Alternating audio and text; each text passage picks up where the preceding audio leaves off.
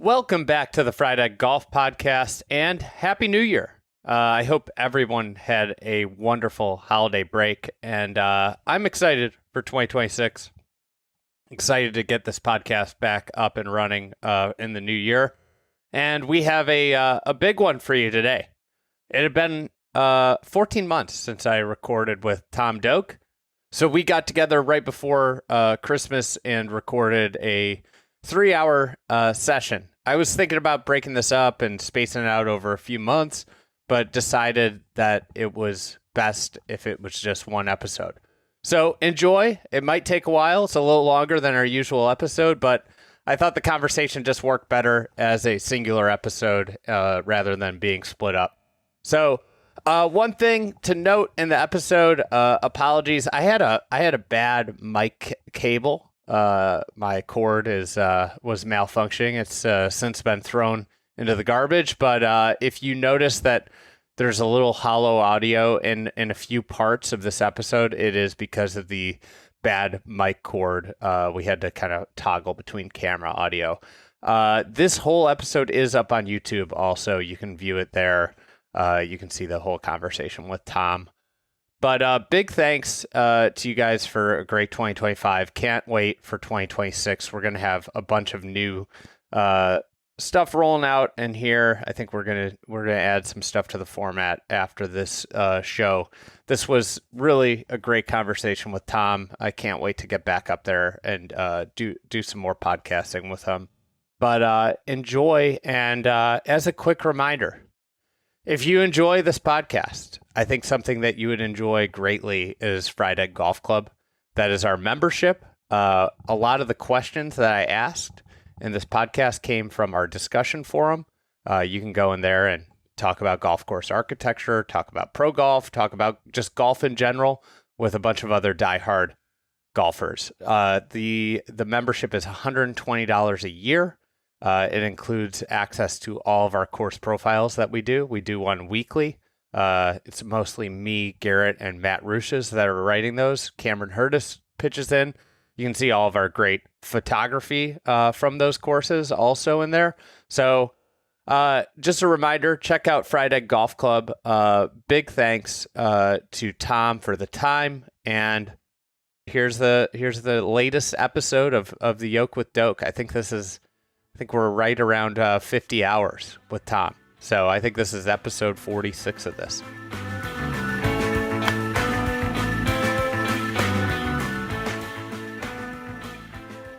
Tom, welcome back. It's been a while. A lot of people have asked me in the last year if this is dead, if this podcast series is dead. And I've said, no, I think I've been the problem. I've been too busy. But this was great to make it work in the winter. It's always nice to visit Traverse City and see you. Tell me, how have you been the last year? What have you been up to? Well, I've been busy, but actually not quite as busy with building golf courses in 2025 as the 2-3 years before that. Really, the only things we built this year were Wild Spring Dunes kind of from start to finish. We had been clearing on it last fall, but we actually started shaping like just after New Year's, and we were done shaping by the end of May, and they put sod down in July and August, and I played golf on it 2 months ago. So an amazingly fast project once it finally got going.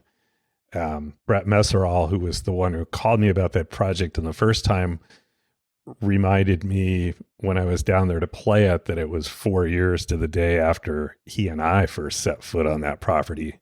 It was much longer after that before Michael Kaiser ever saw it. So got that done from start to finish. And then the other project was Punta Brava in Mexico, which took 3 years to build from start to finish.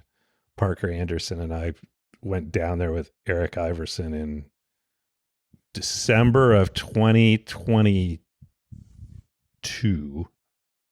And you know, they had hired this big project management firm that built stuff in the Middle East and everywhere. And they had one of those crazy I don't know if you've ever seen this, like in construction project management scheduling, they do these timeline things with, it's like this big long graphic bar of, yes, this will take this many days, and then this next step cannot start until this milestone, and then it goes like that. I just happened to find a copy of that while I was cleaning up my home office last month, just before I headed back down there.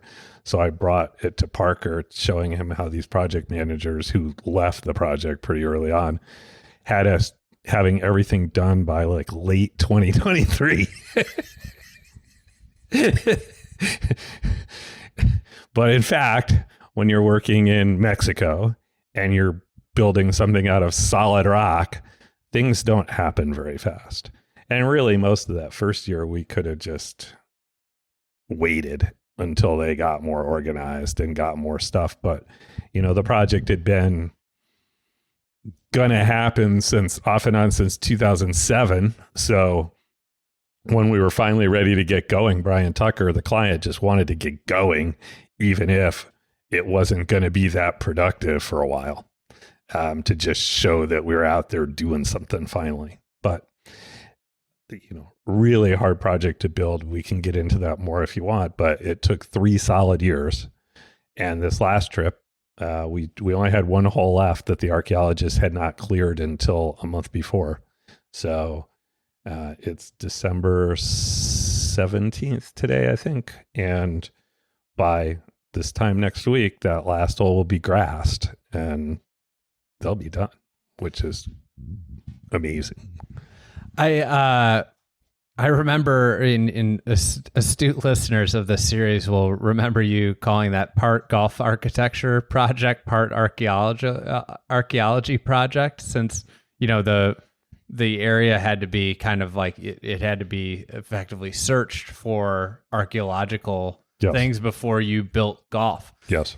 Is that the longest project that you've been a part of in terms of when you started construction to end? Actual construction, I'm sure it is. I'm trying to think if there's anything else that's been close to that. I mean, sometimes projects get, you know, you've done all the plans and you're ready to build it, and then delay. So, you know, I've had projects that there was one that one of my early courses, Riverfront in Virginia. The first time I was there, my first wife was pregnant with our son in the car, kind of bouncing around the site when we went to go see the site. And I took him to the grand opening when he was 8 years old. Oh my God. So there were some twists and turns along the way. But that's like one of the things I'm working on now is for a project in the Dominican Republic called Tropicalia. And we were going to build that in 2008. And obviously, when the economy hit the fan, they shut it down. But they said they were I had like, I think 6 projects I was going to build in 2008, 2009. And that was the only one where the client even said, we still want to do this. It's just going to be a while. Everybody else disappeared into the bushes and I never saw them again. But, you know, we've gone through a couple of cycles of we're going to build it soon. Oh, no, we're not. You know, the last one was COVID hit. So, but they are finally going to do it now. That's amazing.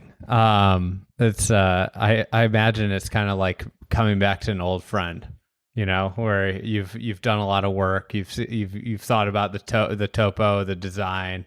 It goes away, and then they send an email or whatever, and it's like, oh yeah, and you have to like re-jog your memory. Well, actually, down there, you know, I mean, the site was it's inland a mile from the ocean. It's not right on the sea. And I actually volunteered to build it up on this plateau a little bit inland so we could build a core golf course where the whole thing was together. Otherwise, it would have been like two holes along the sea and then a bunch of flat inland stuff working around houses. And I didn't want to do that. But you know, we thought that working up on the plateau would be easy, and it was kind of a mixture of open land and trees. But it's had 15 years to grow in the tropics, so most of it's a jungle now. I barely even recognize it. And after all the false starts and stops, it's like, do you want to come back again before we start clearing? I'm like, no, I want you to tear down a bunch of trees. It just looks the same but worse to me every time, because it just keeps getting thicker and thicker. It's like, we need to get clearing, and you could clear a bunch before you need any input. We did a really fun experiment on Garrett Morrison's podcast, or not experiment, a topic. Matt was part of it, who's here today. And me and Garrett, we went through the last 15 years of golf courses built, and we're kind of talking about what the most in the future, what the most influential courses would be. Last 15 years, yeah, so just starting since the pandemic, basically since the crash. Since the crash. Yeah. Okay. I'd be curious. I was thinking about this when I was driving up here.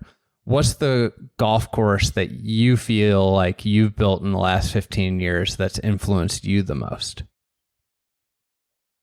That's influenced me the most. I'm going to have to think about that a little bit. I thought you were going to ask what one has influenced everybody else the most. And for me, that's Taraiti. That's what my number one pick was. It's, that sandy everywhere look that seems to be all the rage the last few years.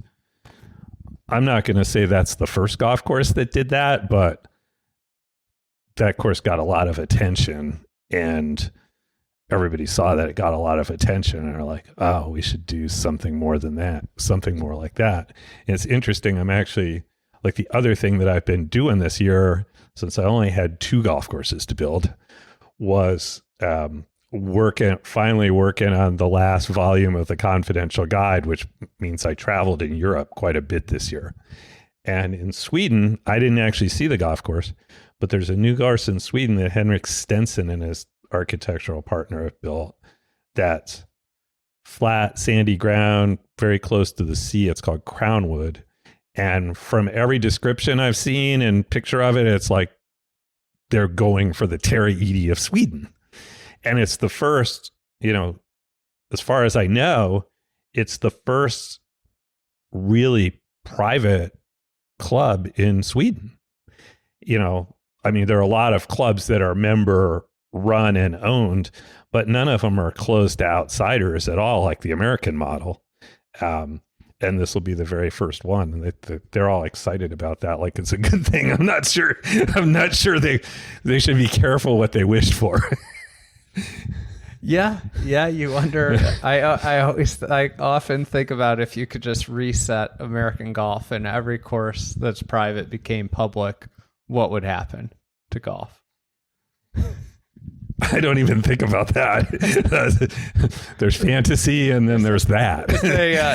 It's just an interesting thought experiment. I would think I'd have to go deep on that one. I'd be curious how it would change the public perception of places in 50 years. What would the top 10 courses in the world? Because I just if exclusivity had no bearing on the thing. If there was no exclusivity, yeah. What would people consider the top 20 courses in America? I think it'd be dramatically different. Possibly. I've always felt the flip side of that was the reason Pebble Beach and Bandon are so famous is because they're the rare ones that are that level of great, and they are open to the public. So they're up here compared to everything else that the public can see, and they wouldn't be if you had your way.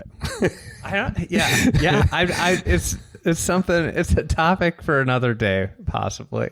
So to get back to your question, I'm trying to think. I don't think Taraiti at all is the one that's been. It's certainly been the most influential on my career path, and kind of getting back to being at the top of the pyramid instead of number 3 or whatever I was there for a little while. And we've been really busy since the pandemic, really busy. But, you know, I mean, that was a harder golf course to build than Pacific Dunes because it was covered with trees to start, and we had to like just, you know, tear it all down and revegetate the whole thing, which is much harder to do than, you know, Pacific Dunes. We were just like picking away at the gorse and leaving exactly what we wanted to leave. And there's grass growing in the roughs that's just always been there. And there's nothing at Taraiti other than the general contours of the property that's always been there.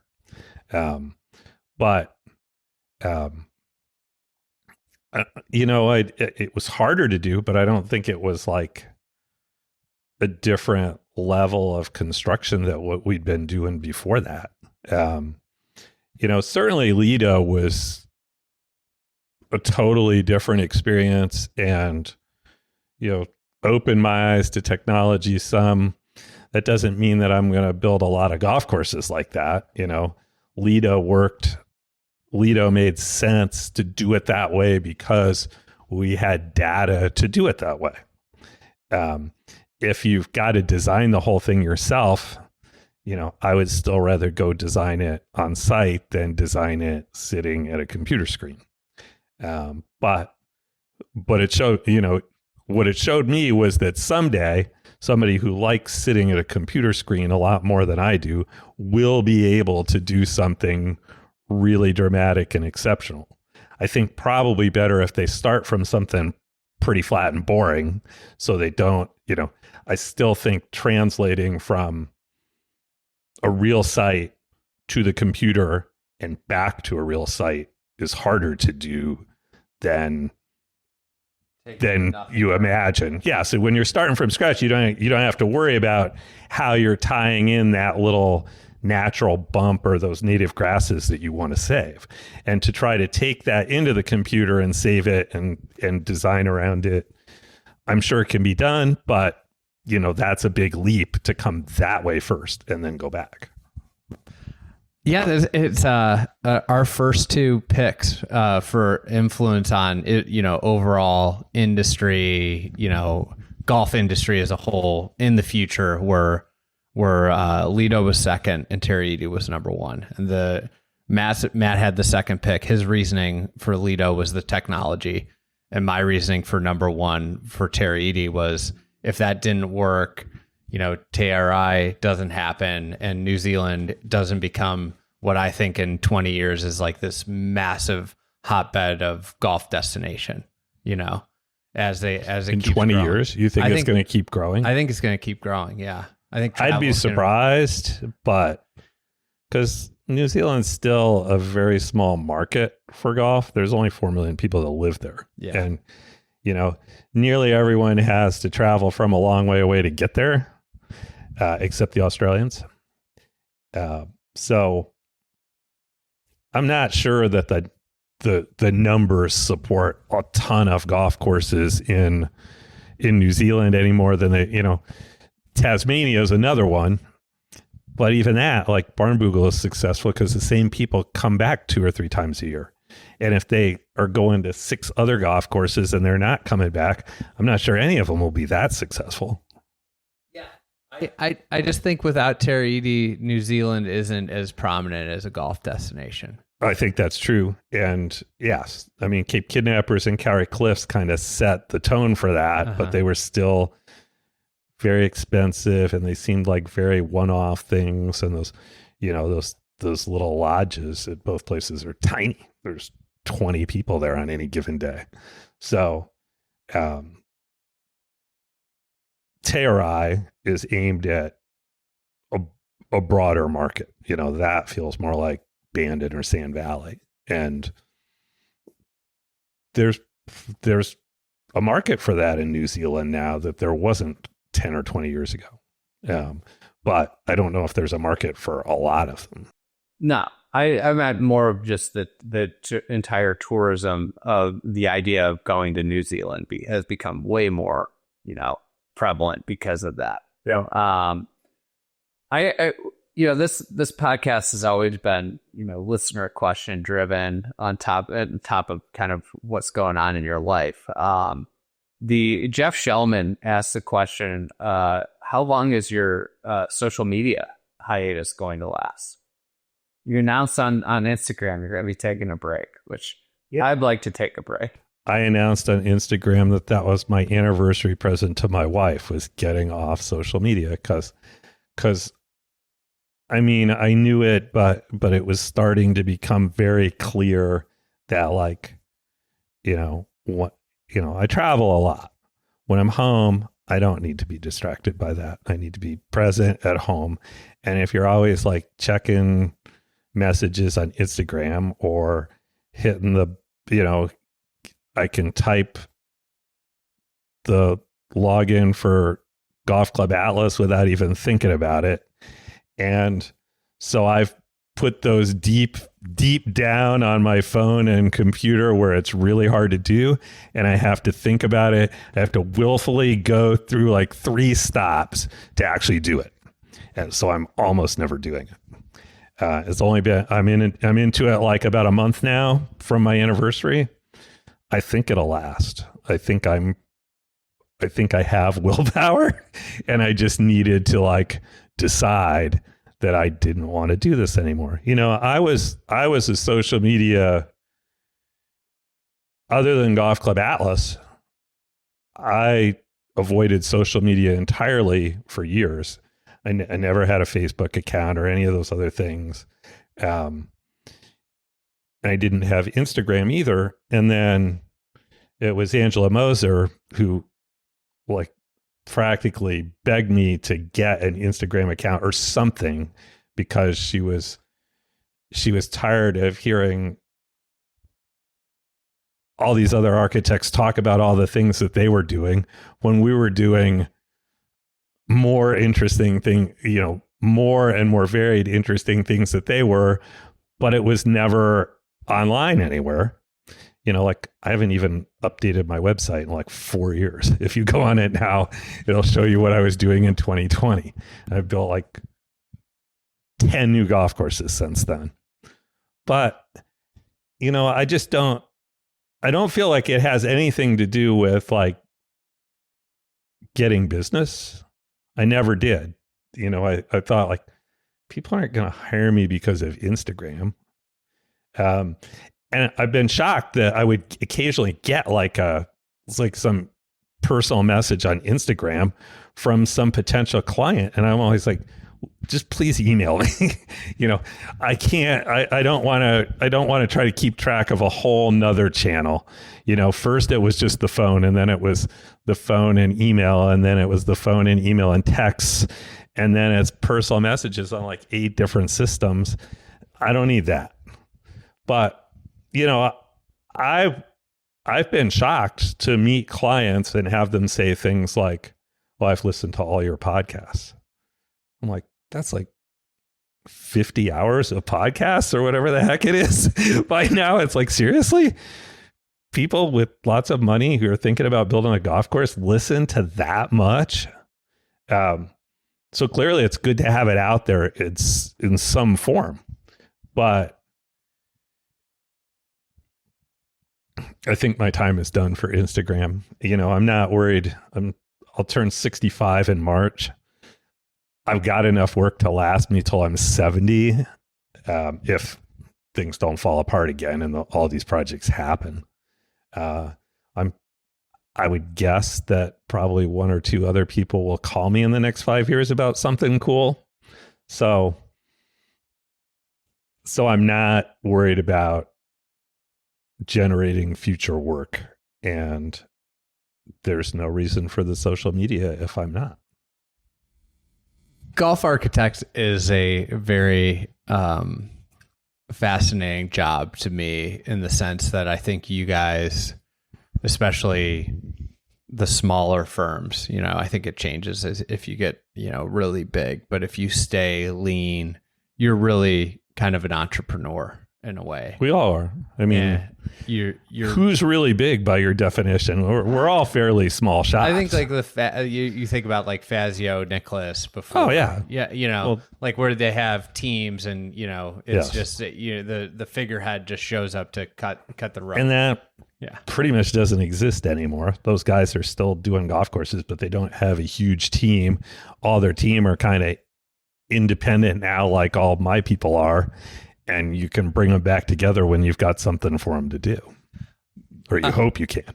But you guys have to find the work. You have to sell yourself as the architect that does the work, win the job in certain cases.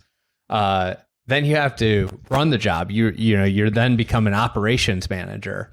And then at the end of it and during it, you're also the marketing arm of it. And I think that, there is a part of your job, like I struggle with this, is like part of my job is promotion.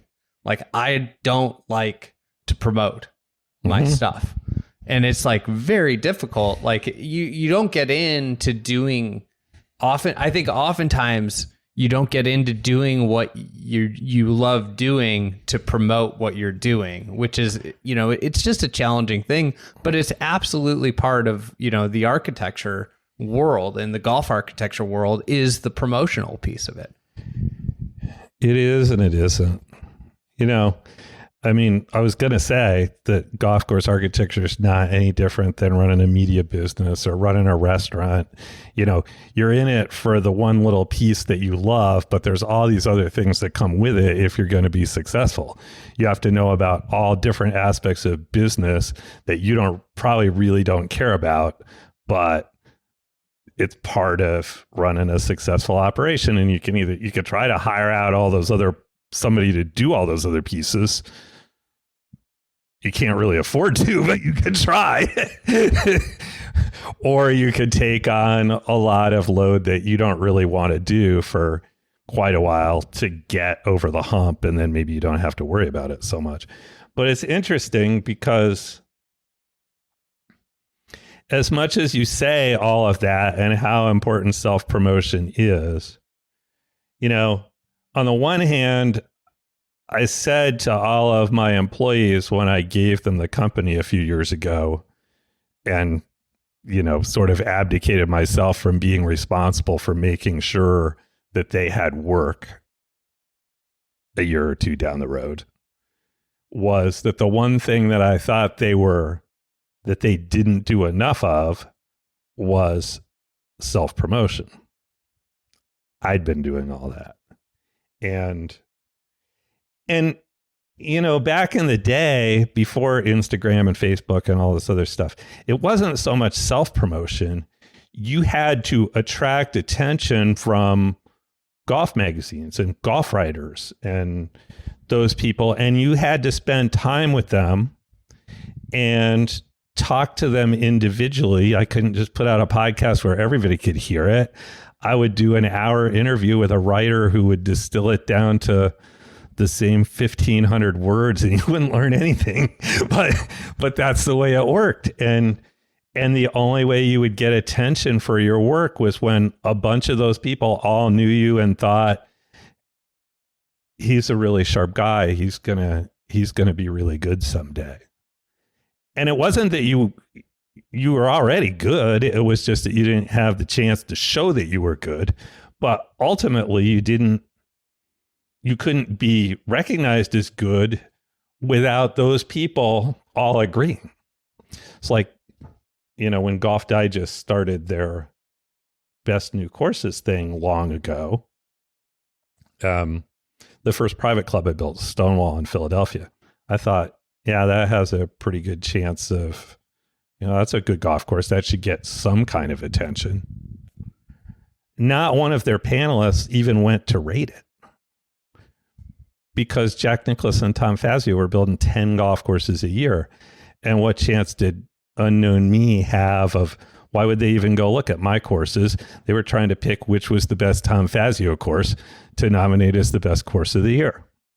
So, and, Stonewall, because it was a private club, they didn't really have a marketing budget. They didn't give a crap about being in golf magazines. They just wanted to sell their memberships and build a good membership and be done with it. And that's when I learned that, even though I thought that was a really prestigious job, that it was not the kind of job that was going to get attention. Doing things in the public sphere gets way more attention. It maybe doesn't matter quite as much now because you could put out mostly whatever you want about anything you build, even if it's totally inaccessible. Like you're saying, Terraiti is the most influential golf course. I can't get you on there now unless I go with you.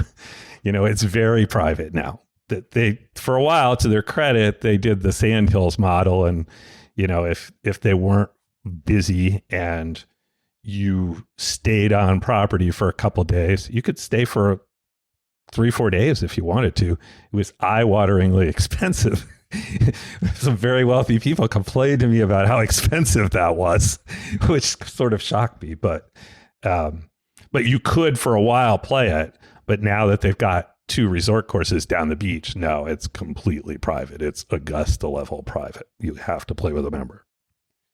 Maybe that's the model to get the most attention is you allow people at the beginning. Yes, and then you eventually shut it off. Yes, they have the best of both worlds now for sure. It's like where everybody that needed to go see it has seen it, you know, effectively. Then you close it off, so like everybody can talk about how amazing of an experience it is, but then you know it's inaccessible now and super private for their members. But I want to get back to social media because obviously I started in an age where it didn't exist, and you know, I think most young architects today would go like, well, what would you do to sell yourself and generate work and get your name out there? And, you know, I'm not really very comfortable at self-promotion. I'm very comfortable about talking about what I love to do, and I look for opportunities to do that. I'm terrible at chasing jobs. First of all, I don't really know how to do it. 98%, not 98%, 90+% of my clients have just called me out of the blue, and I try to find out why they called me, but I've never had any control over that. And with Mike Kaiser being one of the very rare exceptions, you know, I knew that Mike, I heard from several people I knew, Bill Sheehan in Chicago, Fred Muller at Crystal Downs, knew that Mike had bought the property in Oregon for Banded Dunes, you know, like 1995, like well before anybody heard about it. And so I asked them to introduce me. And David Kidd was already out there, you know, trying to figure out course number 1. But I had my foot in the door for course number 2 long before people knew about the place at all. But in general, I didn't go out and chase jobs. You know, Julian Robertson called me because he played Pacific Dunes the second day it was open. You know, what I did was spend a lot of time on the road going to look at things and just sort of putting myself out there to the point that, you know, people in Australia knew that I was interested enough to keep coming back. And that's how I wound up getting asked to do new golf courses there, and how I wound up consulting at some of their best golf courses. I never asked any of them if I could be their consultant. It was the other way around. And the reason they asked me was because I'd been going around there for 10 years already or more. Like what we were talking about, a cricket stick. You know, by the time they were looking for a new consultant when Pete Dye had passed away, I'd been going there for like 40 years. Not a lot, but enough for them to know there was a consistency there, and I'd seen the thing all the way through. So that was the way nearly all the consulting work came about, but it's really the way most of the new work came about too. And then the other thing is because I've spent a lot of time with media people, but not just media people. I mean, a lot of it's just like the attitude of it's funny, women talk about life this way much more than men do, but just manifesting what you want by putting out there, what you're after. And that's kind of what's worked for me. It was never really a strategy. The first time somebody said to me, that's what I was doing, I laughed, but it's true. And the best example I could think of, like 8 or 9 years ago when I had Elliot Ross working for me for a while, who introduced us. Elliot worked as business manager for me for a while and also helped set up the deal to do St. Patrick's in Ireland. And, when he started working for me, he asked me to write down what was my list of dream projects. And I've kind of always done that. Like, if you look at any version of the confidential guide, there's always a list in the back of the, courses I'd still like to see, or the newer ones, courses I'd like to see actually get built. And a lot of those have been built. And, they've been built partly because I knew about them years ago and put it out there that somebody should build this thing. So when Elliot asked me, I thought, there's some concepts like we've talked about. There's some concepts for golf courses that I'd like to do. I didn't get into that with him, but I've been talking for 30 years about wanting to do something like Swinley Forest, and Michael Kaiser finally gave me a chance to do that. But for Elliot, I said, well, the best sites that I've seen that I really wanted to do and it never happened were, High Point being gone was very personal to me. The best site that I'd seen at that point was Punta Brava.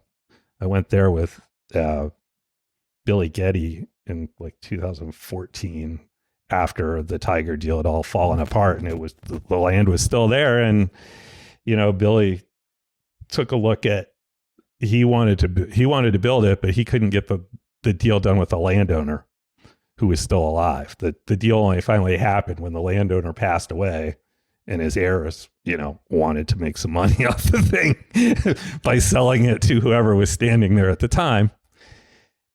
And so that, and then, when we built Cape Kidnappers 20 years ago, there was a second piece of ground down in a valley beyond the first one. You wrote about that in Getting to 18. I did. And that's an example of me. I didn't think of that as self-promotion, but I knew in the back of my mind, I'm trying to manifest this one to happen. And, we talked about it. I talked about it with Julian in 2008 or 10 before he passed away. I didn't really sell him on it hard enough. I think he might have done it, but I sort of downplayed, it could be really simple and we could just have the animals out there grazing around. And, I didn't know if they would have enough water supply for a second 18-hole golf course because we had to pump all the water up the hill from the bottom. So they're limited there. But, he didn't go for it, but now his sons are thinking about it. I'm going back there in April, and I hope I'm going to convince them to do something, whether it's a full-on 18-hole golf course or a shorter course of some kind. Because it's one of the most dramatic pieces of land I've seen. And that sounds crazy. Cape Kidnappers is up on cliffs, right next 450 feet above the ocean. That's a pretty dramatic piece of land.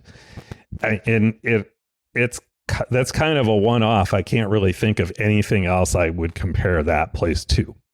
But this other land is down in a valley, really rugged features and ravines running through it that are 100 feet deep and 100 yards across. It's a really cool piece of land for golf. And, if we were there today, we could go hit balls around it because all that's out there right now are sheep and cattle grazing that all down to about half an inch high. So, it's just a beautiful piece of land and a part of the world that I've always loved going to. So I hope that gets done. But again, all of those projects have happened. And I think the main reason they've happened is just because I wanted them to happen. But instead of chasing around billionaires, ringing their phone off the hook to try to convince someone to do it. You just keep saying why that's important and why it would be really cool until somebody goes, hey, I got an idea. Why don't we do that? I think you hit on like a great point here. People get obsessed with like, I can't tell somebody this idea. Oh, yes, they might take it. But the reality is like, in order for normal human beings, if you don't have like extraordinary financial means, in order to execute an idea, you need a village of people that help, allow the idea that, and you have to put it out there into the world so somebody can say yes to the idea. Right. I was young, I thought, maybe justifiably, that, I was really afraid to put routings out there for a piece of property I'd looked at, for fear that, they, in the end, they would hire Jack Nicklaus or Greg Norman because their name was much bigger and just steal my routing, because once you put the routing out there, you don't really control what's going to happen anymore. And tons of projects, like somewhere between 25 and 50% of projects fall through and wind up with a different developer who has zero obligation to go back to the original architect, and usually doesn't want to, because they're the ones developing the golf course. We don't want to look like we're stealing the idea from the guy who was there before. So they just want to find their own guy. And, even if you did a great plan for it, they're probably just going to ignore it and come up with their own so they can say they did it all. So yes, there's really not the same reason to be afraid that I always thought there was. And, that's really helped me over the years. Like Sabonic, when Michael Pascucci called me about that at the beginning, I didn't know if there was any way I really doubted there was a way I was going to wind up co-designing the golf course with Jack Nicklaus. And I knew Michael was personal friends with Jack Nicklaus, and the idea that he would fire him and hire me was pretty much a non-starter.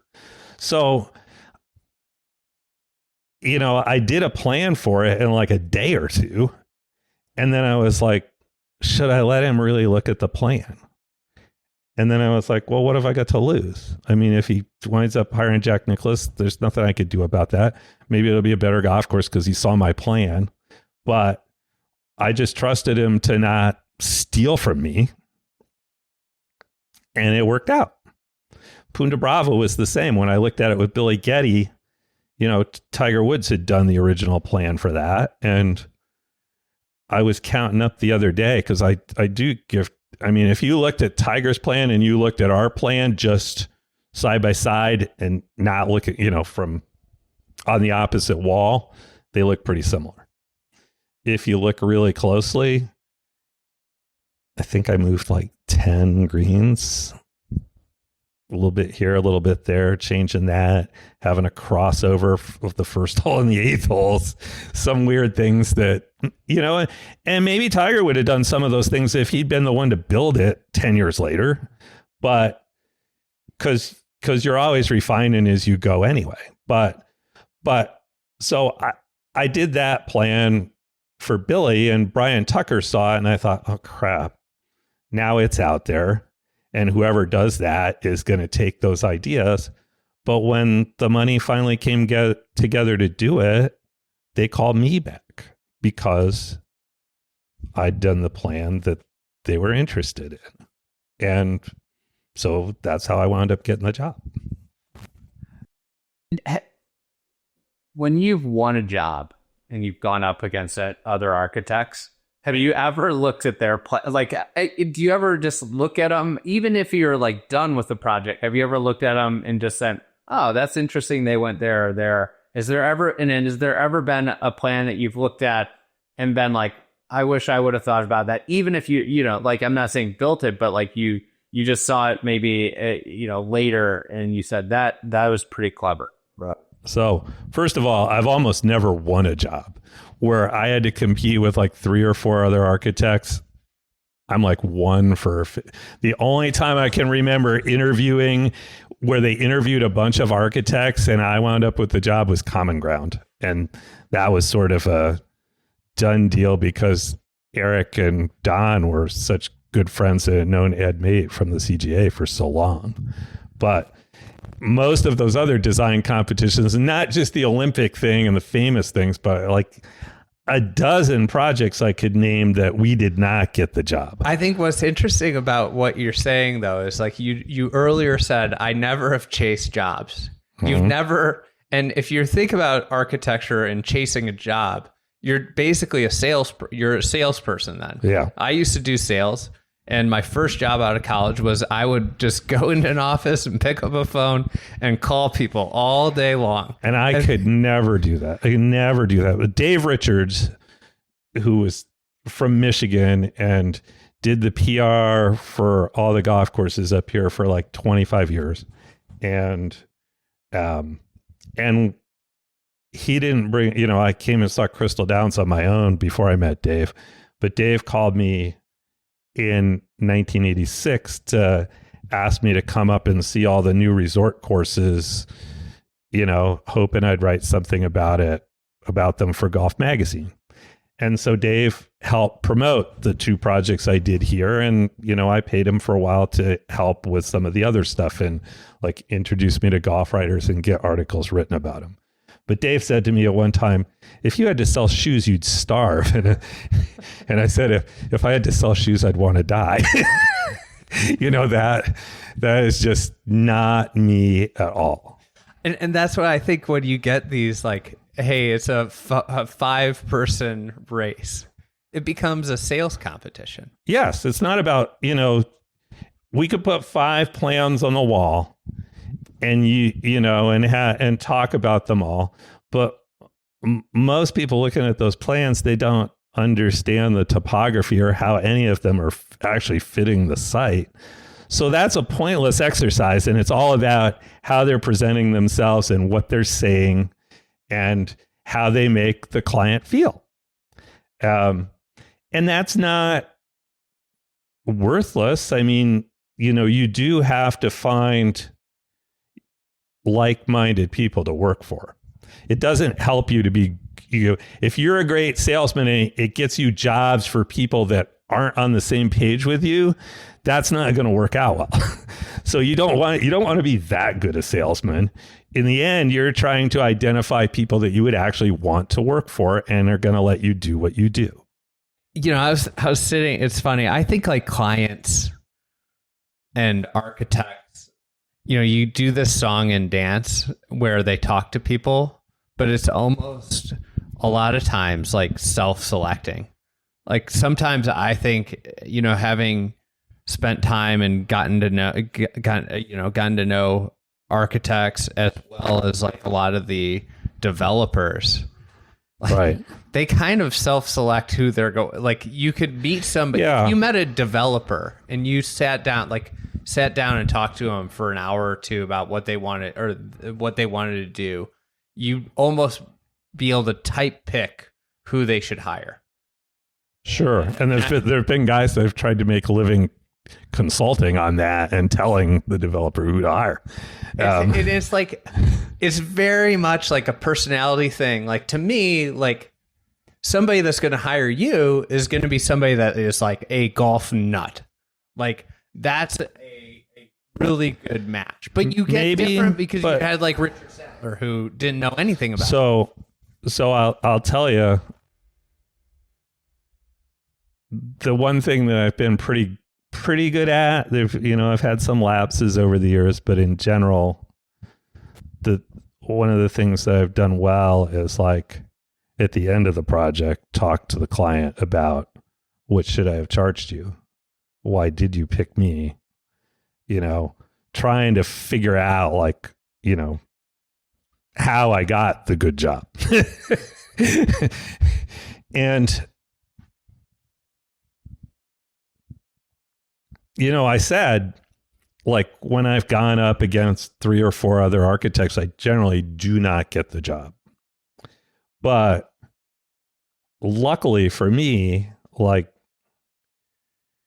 a lot of developers now, if you made them list their first 3 architects that they wanted to talk to, they're going to say the 3 usual suspects, the top 3, the big 3, because that's what all of media reinforces to them. Oh, these are the first guys you would consider. But luckily,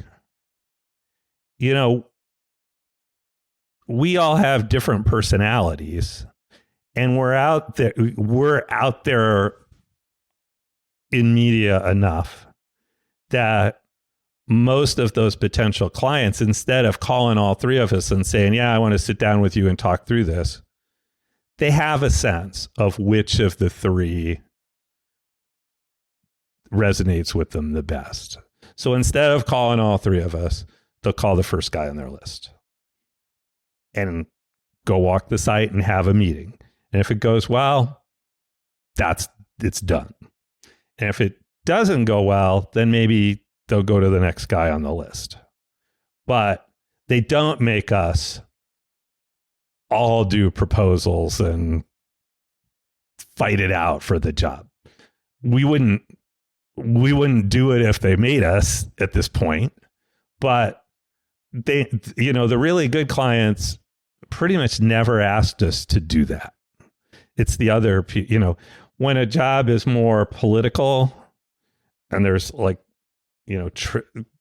the best example I can give of this, Trinity Forest in Dallas. When the developer called me the first time about it, I said, well, why would I even interview for that? You're going to hire Bill and Ben. They're in Texas. That makes all the logic in the world. You'll never hire me. And he said, well, we can't get them interested. It's on a landfill and they're scared of that and they're busy and they won't even come look at the site. So will you please come and look at the site? I was like, okay.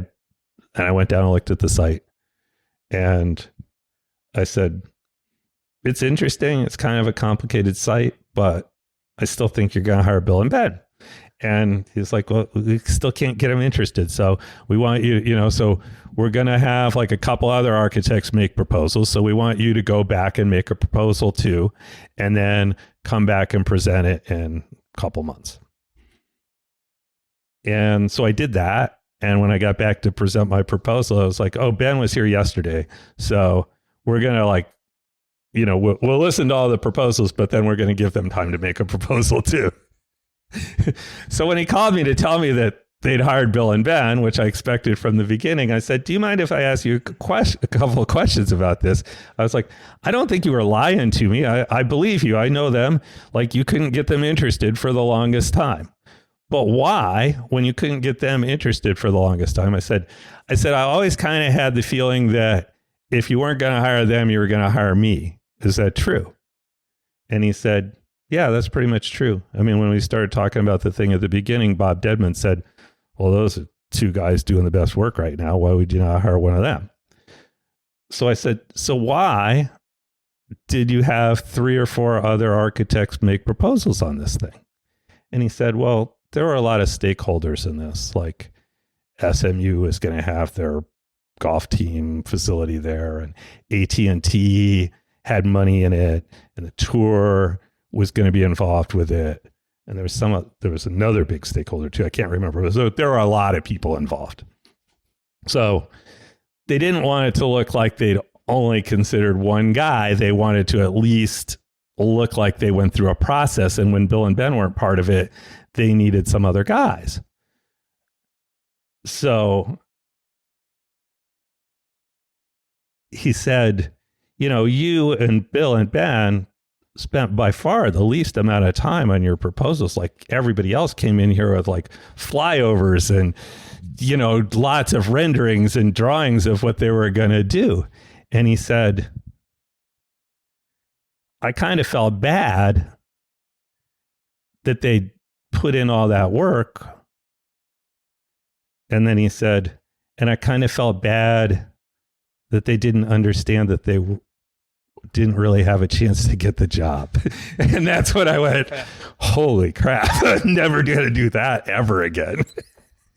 It's a bad feeling when you're wasting somebody's time. It is, but that's really how most of those things go. So What do so you that think? was a clear, like, no, you should never even consider going through a process like that again. They already know what they want to do. They're just making it look like they were thoughtful about it, and you're a prop for them if you're not the guy. And I mean, that's basically how every club runs their thing. yeah, it is. They all are like, we're down between these three, but we're gonna pick this one. And it's like, well, what about the other two? Like, they're gonna come in, they're gonna take 3 days out of their lives to fly here, present, but going in, you're hiring somebody else. Well, I think the NDA on it has expired, and I'm not going to get into much detail, but, the only reason I put in a bid to do the Olympic job in Rio 10 years ago was that I knew one of the 4 people on the committee was a Brazilian guy who had worked in New York for years, and I met him when he was working for George Soros, but he was the green chairman of a club in New Jersey, a Seth Rayner course. I think it was Morris County. And he had just asked me to come in, and I did like a 1-day consulting thing. And as far as he was concerned, that made me the front runner for the Olympic job in Rio, because he was always so grateful for that. And he was one of the 4 votes, and strongly encouraged me to bid on the thing. So he gave me feedback about seeing all 8 of those proposals, and the feedback was crazy. I mean, the feedback was like 2 of the proposals that he was most impressed by had no chance of winning because none of the 4 people that were voting on it were in their corner. That's just, they look at the proposals, but they don't act on the proposals. They act on the people and the relationships they have. I did a friend of mine a favor once, and I sat in a committee meeting that they were picking, a new architect. Uh-huh. And I was just, I had no vote. I was just sitting there, and I was listening to him bat the ball around a little. And the consensus came down. They were doing a project, and they were like, if we were going to build a new course, we would hire this architecture firm. Mm-hmm. If we're going to do the project that we were doing, and to sell our membership, we need to hire this firm. Yeah. And like, to me, I was sitting there, I'm like, this is bananas. Like, you're spending, enough money that you should go with the people that you would hire if you were building a new course. But all clubs are super political. So that's exactly how that's going to go all the time. And that's, if you get back to what I was saying before about, clients have their favorite of the big 3. I've sort of realized over time who's the personality profile that's going to pick me. The more political they are, the more likely they are to go with Gil. His dad was a mayor. He's always been really good at the political side of stuff. That's why he gets hired for all the big club renovations. PGA Tour, you have to be a master of politics to deal with the PGA Tour. Whereas both Bill and I would get pretty frustrated with them pretty fast. So, and the tour wants somebody that they think is reasonable and they've worked with before, and sort of, push comes to shove, will do what they say. So, Gil gets a lot of jobs like that. And then Bill and Ben and I obviously we've worked for a bunch of the same clients. We're not that different in terms of the personality, but I've noticed, Bill and Ben, they also have a subset of like real estate developers that love Ben's name as part of that package. That's going to help sell homes a lot more than my name is, still to this day. So there's a certain segment of Bill and Ben's clientele that didn't really consider me very heavily. And then the other guys are, I mean, you can call them billionaires or really wealthy guys, but at the end of the day, they're entrepreneurs, and they really like that I started my business from scratch with no connections in the golf business. If they're comparing me to Bill and Ben, they think Bill and Ben's advantage is Ben is famous in golf, and that doesn't mean anything to them. That's almost a negative to a certain group of guys that didn't have that themselves in whatever business they're in.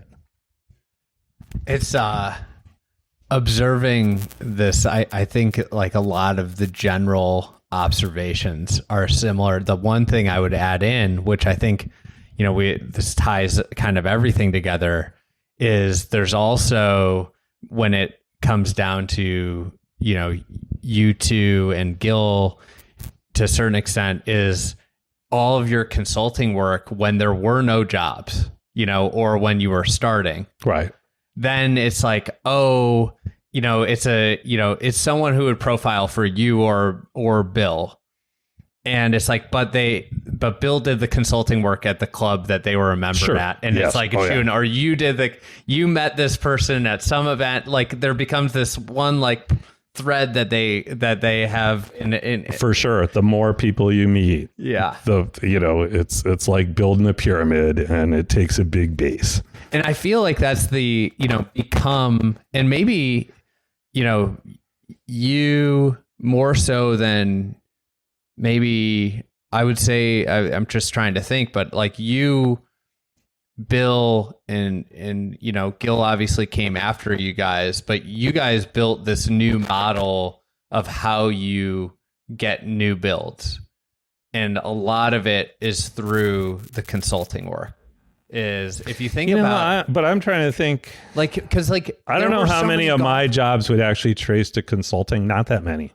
But that's how you built your career. Yeah. Versus, I mean that, and writing irreverent things about golf courses in a book that I gave away to a few people. Yeah. And I built my career a whole bunch of ways.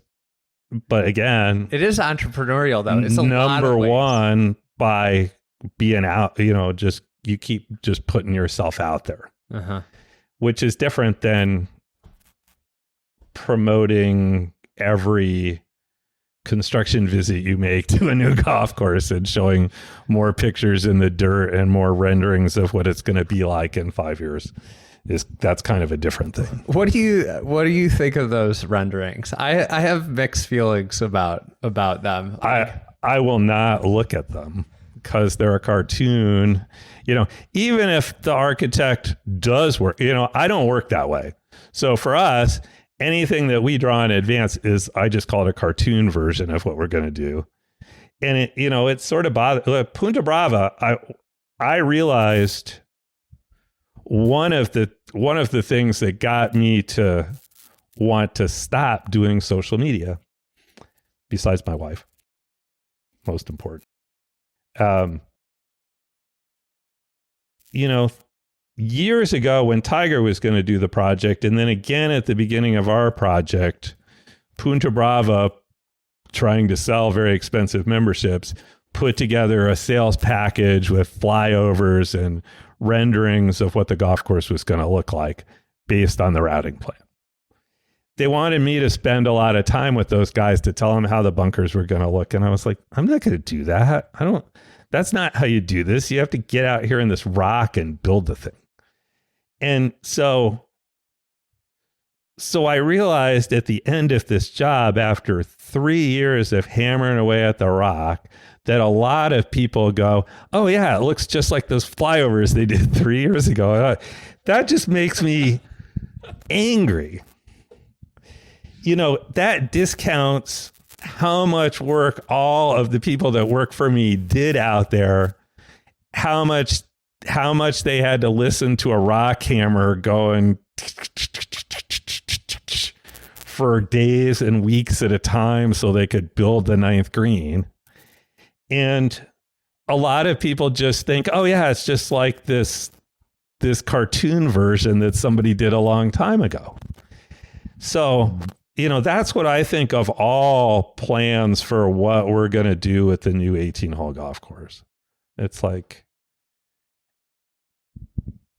if that's really the finished design, you should spend a lot more time on it. And if it's not, then quit pretending it is. But that's what especially in the consulting business, a lot of my associates are really struggling to get consulting work now because they're going up against that. We don't do that kind of work, and other firms do. We always got consulting because we were the guys that could actually go build it. And if you're rebuilding Bel Air, all you need is a black and white picture of what it looked like and a guy who can get on a machine and make it look like that. Doing any drawing or rendering of it is pointless. You know what it looked like. But that's all sales. That's 100% sales. It doesn't have anything to do with actually being able to go build that. So, I think a lot of clubs are barking up the wrong tree there.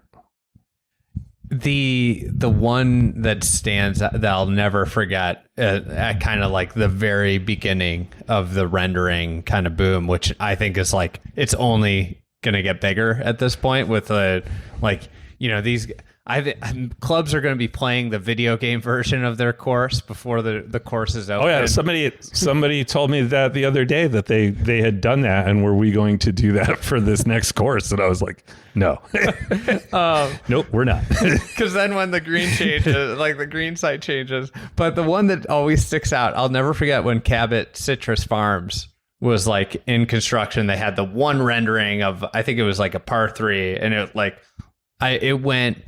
went insane on social media. Everybody's like, oh my God. And you're looking at this and it's like, I now 3 years in, I've never seen that photo reproduced. Like nobody's taken the photo of which that. hole was that supposed to be, and what does it actually look like now? Actually like that. Like it hasn't been presented, and it's like, what this is, Well, and they did the same thing for Old Petty, and I told Ben what I just told you. No, I'm not, and what I told the guys at Punta Brava. No, I'm not going to spend any time on that. That's not in my contract to do the cartoon.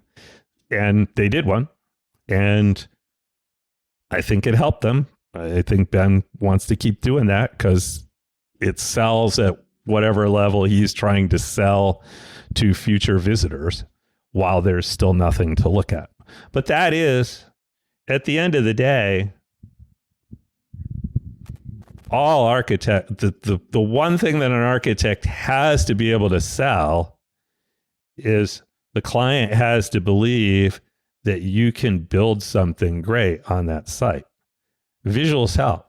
Tom Simpson did his little pen and ink drawings. They're beautiful.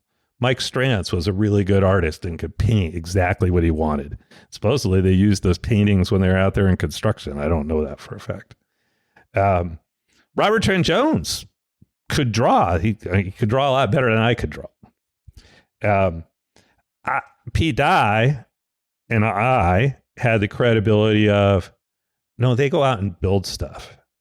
And they make it work, and they've got a long track record of making it work. So I may not know exactly what it's going to look like, but I have confidence that they can build something really great because look at all these other projects they've built. Most architects, it's like, yes, I'm calling you because I liked this golf course of yours that I saw.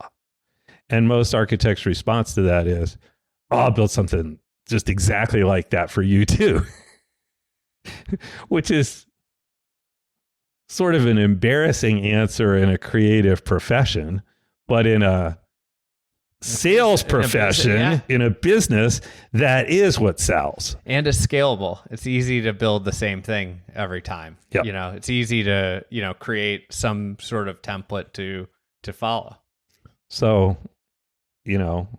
I won't name all of the many architects over the years that's been their MO. It's like, and even if they had no intention of actually building the same thing for the next client, that's still what they would tell them. I mean, you're quitting social media, and but I have a very complex relationship with social media. I wouldn't be doing what I'm doing without it. Right. That being said, when you spend 10 years on it, it kind of wears you out. What I think is, I feel like golf courses and developers and architects alike really started to understand the power of social media in like the late 2010s. That's when they really started to see it. And I think like, it's not just architect, like there's a huge, the golf development piece of this has never been the way it is now, where golf developers can effectively push what they're doing so often with video and reach so many people. It used to be like, you get one shot. What this whole conversation, you get one shot with a magazine writer, right? And you bring them down. You bring them to the course when the course is humming and like in a great place for them to see it and for them to photograph it. But now the way media is so readily available has led to it's an overload. And like I'm not going to sit here. I think I contribute to this. So, we put you have, and you should probably give yourself more credit. I mean, if I have no idea of the history of it, but if that really changed in the late 2010s, it's because you and a few other people started actually making deeper content than just, here's a photo, here's a rendering, here's a photo, here's a rendering, no commentary on what it was like. And, but putting those photos and renderings out there, now that people have heard all the content, people see more in those drawings than they used to. They're more effective now because a lot more people pay a lot more attention to the topic. Yeah, it's so good in so many ways, but I do think like sometimes like where I struggle is like, I don't necessarily, the promotion, like you end up seeing the same thing from the same place all the time. And I guess this was the same way it was when it was magazines and you get one shot, but it almost like everybody that, shoots it. What I notice is like, oh, I see this is a cool picture. Right. But then it becomes, everybody shows the same 4 pictures. Right. Effectively. Well, that's always been true. You hired a photographer back in the day and they took a bunch of pictures and you identified kind of 3 of them that were really great and the light was perfect. And that was your signature hole. And that was that. And people don't talk about it quite the same way now, but there's still a lot of that. Yeah. While we're here, what do you think are going to be the things that people talk and put out into the world about Wild Spring Dunes? Oh. Well, I have no idea. And that's what people always want me, writers, media people want me to simplify it for them and tell them. And I'm like, that's like the last thing I want to do. I mean, here's another way that people over promote their stuff is, I don't see it quite as much now as like 10 years ago, but like you do like those yardage books, which have like a long description of every hole and why it is such a genius design with this alternate fairway and that. And then when the pin is over here, you go this way. And it's like, don't you want to leave something for the golfer to figure out? And like, decide for I want them to decide for themselves if they're going to appreciate it. I don't want to tell them like all of the point. It's like same as like if I was making movies, I would not want you to listen to a bunch of reviews of my movie before you went and saw the damn movie. I would want your emotional reaction to watching the movie that I made.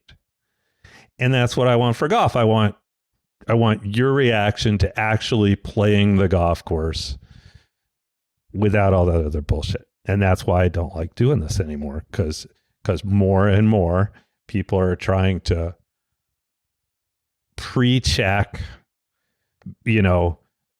tell you what to think before you ever get there.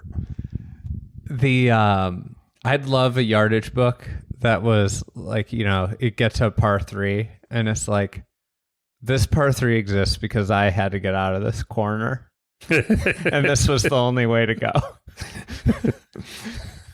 Yeah. That would be a more honest yardage book for some golf courses. But no, that's not what they're going to say. So Wild Springs Dunes, I'm afraid people are going to look at it and think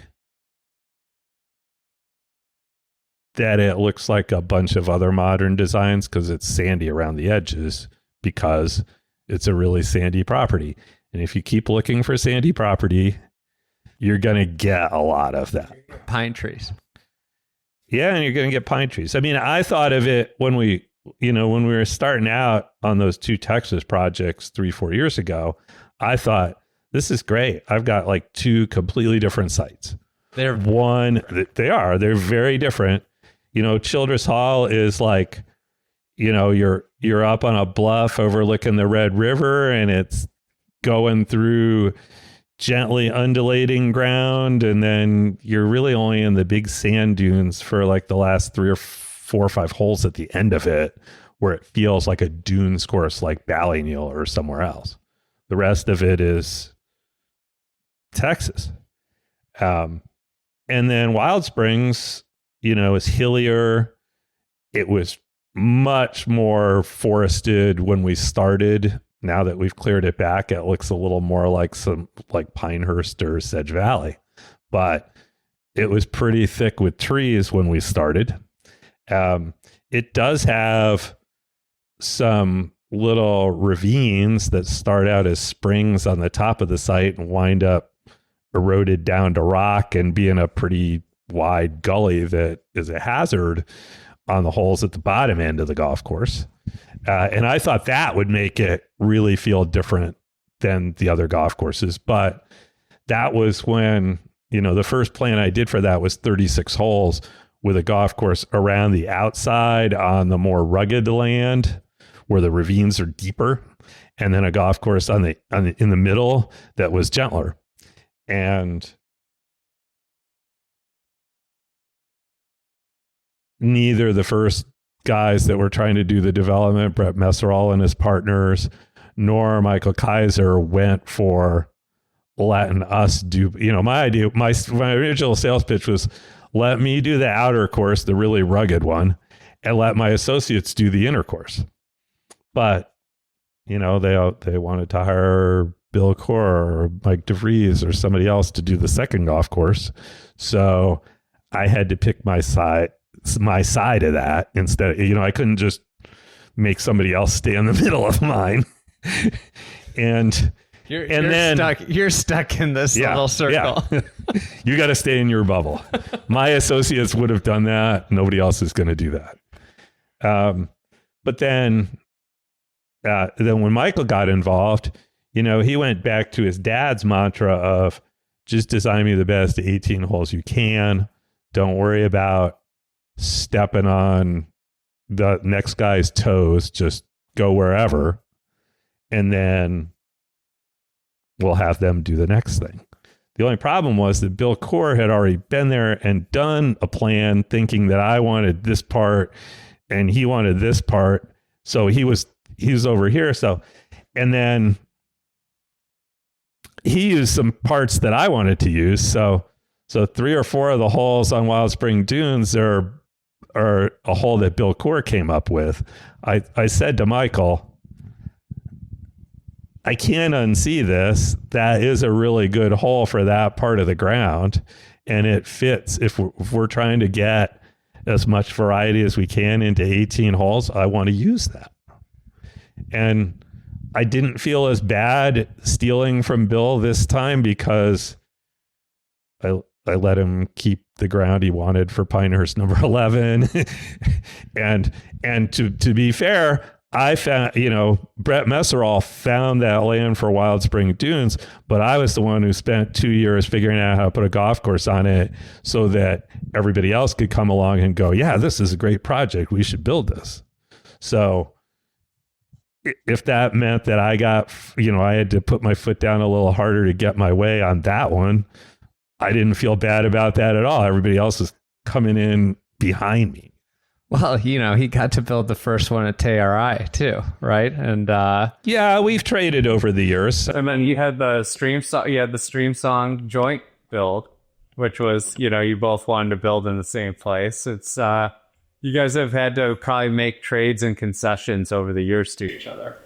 I actually don't think it's making concessions. Other people look at it that way. I think if you asked Bill, it'd be the same. At the end of the day, we just keep holding out for what we really want to do. And we usually get our way on that. The hardest part of Stream Song was that neither one of us wanted to be the one to decide which holes he was going to build once we got that all sorted out into 2 golf courses, because we'd worked on it together. And the goal was we would both be happy building either course, and we were going to be. So then it was like, well, who's going to do which course? And neither one of us wanted to pick. And Ben Crenshaw didn't want to pick either. And, Rich Mack finally made Bill pick. But, we could have done it the other way around. And that's why, I have so much appreciation for the red course, because I had an idea what I would have done building all those holes. And they did some really different things that I wouldn't have thought about. Back to Wild Spring Dunes, I think I went down there a couple weeks ago, and I had so many people asking me what I thought about it, and I think the thing that stood out to me was like how much diversity there is. Like, it's easy obviously to compare it to other sandy sites, and I kind of settled on it's got really similar topography to Sand Valley, but then it also has some really interesting ravines and right. creeks that run through it that give it it's almost like a little bit more diversity in terms of I think that's the true. Type of hazards and just your ability, you can build more varied golf holes there. Mm-hmm. I think that's true. There's a lot going on that property, and some stuff going on underground that you don't expect to. But it's a beautiful site for a golf course, and it took a long time to get traction, but I'm really excited for people to see it now. It's neat too. I have personally, I was in my mid-20s. I lived in Austin, Texas for a while. Okay, and mid-20s and no connections, living in a city that you didn't grow up in. Like golf there is hard for somebody in that situation. Yeah. There's I used to drive and meet a friend halfway between Houston and, we'd be, constantly scouring to find like good places to play golf. And I think one of the neat things about that place is that it's bringing, that is a golf architecture kind of desert for a lot of that area, that's in terms of accessible and affordable. You've obviously built Memorial Park in the time since then for people to go see. And I think that is going to kind of change the way people view public golf in that area of the world in terms of, the experience out there playing golf on sand. Yeah. And, like we said before, Childress Hall would be that too, but that's very private and not many people get to see that or even know much about it other than it's ranked really highly now. But Wild Springs is just the opposite. It's like everybody's going to see that and see it a lot, which is great. You were building 2 golf courses at the same time in the same state. That had to be the furthest apart possible within the same state. Maybe California, if you went east to west, with those. I mean, you could certainly be a lot further west in Texas even than Childress. So, but yeah, I was shocked. I mean, I get spoiled every once in a while now, and a client picks me up and flies me somewhere. And Michael Kaiser came down to look at Childress when we had most of the hole shaped. And then we flew over to Nacogdoches for Wild Springs. And it was a long flight. I mean, it took more than an hour in the private jet. It only took 2 hours in the private jet to get from here to Childress, and it took more than an hour to get from Childress to Nacogdoches, which shocked me. But they're just very different properties in every way, and one's private and one's public, so they don't really compete with each other directly, which was a bonus of that situation. But I'm not sure Texas is a golf desert, but maybe for public golf it is. As a mid-20s person with no connections, I can assure you it is as big of a desert as you can get. Fair. In Austin. But least. That is changing fast. Yeah. There's a lot of stuff happening there that's, got a lot to do with state income taxes and people moving to Florida and Tennessee and Texas because it saves them hundreds of thousands of dollars a year on their taxes. But all those places are booming with new construction, and from people moving there and don't want to wait on the waiting list to get into whatever's the best course there now. And after the pandemic, I think I had 6 calls about different projects in Texas. The one that David Kidd just opened, I looked at that. I looked at something else around Austin that I don't think has happened yet, but still might probably. I looked at a thing on a game ranch that was not that Covey thing, but another similar type property. And every single client, we want to build the best course in Texas. I was like, what's your goal? We want to build the best course in Texas. And I was like, I guess that's possible. It's like, I don't even know. There was no clear, this is what you got to beat. There isn't an obvious consensus best golf course in Texas. And maybe there won't be after everybody builds all these new things, but I thought, well, there is a moment here where somebody will do it, and maybe somebody will do it, and then somebody else will beat them 2 years down the road, and it'll keep going like that. Who knows? Yeah, in this, the whole idea of what's best, what's the best restaurant? Well, yeah. I don't know. No. What kind of food are you in the mood for? Because it's interesting. With those 2 projects, they are so wildly different. And some people, I don't think it's crazy. Some people will say Wild Spring Dunes is way better than Childress if they play both of them. And some people will be like, Childress is way better than Wild Springs Dunes. And I don't think they're necessarily either one of them is wrong. And I don't think that's everybody always wants this defiant, this is the best golf course.